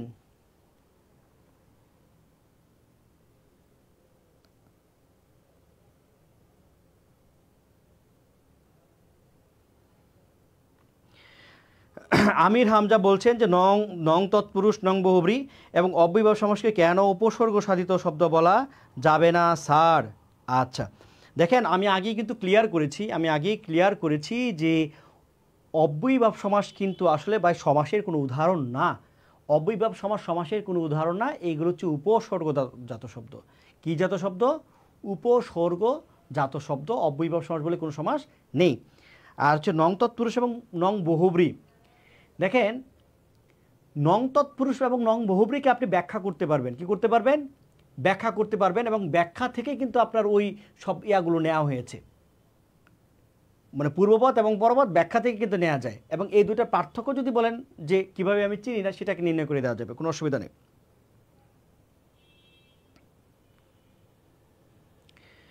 আরও কারো কোনো সমস্যা আছে কিনা? আমি ক্লাস রেখে দিই, আস্তে আস্তে লোকজন কমে যাচ্ছে। ক্লাস রেখে দিই, নেক্সট ক্লাসে দেখা হচ্ছে। আগামী জানিয়ে দেবো ওই দিন হয়তো অন্য একটা টপিক নিয়ে আসবো, অথবা সমাস চাইলে পড়ানো যেতে পারে। তবে আমার মনে হয় সমাস না পড়িয়ে অন্য আর একটা টপিকের এরকম বেসিক আলোচনা করে দিতে পারি, যেটা আপনাদের সারা জীবন কাজে লাগবে। ঠিক আছে, তো আজকের মতো ক্লাস এখানে শেষ করতে চাচ্ছি। আপনারা কি বলেন? আপনাদের আরও কোনো প্রশ্ন থাকে কিনা আমাকে বলবেন।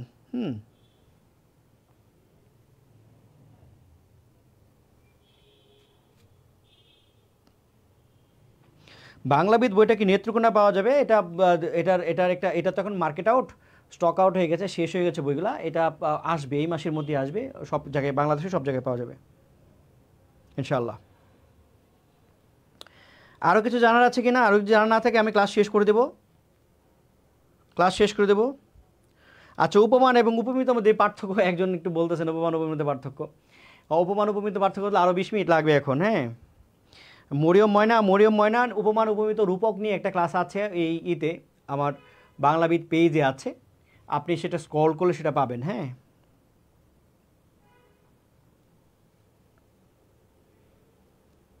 নিত্যানন্দ পাল দেখলেন, তিনি থ্যাঙ্কস জানাইছেন। আজকে থাক স্যার, আজকে থাক, অনেক হয়েছে।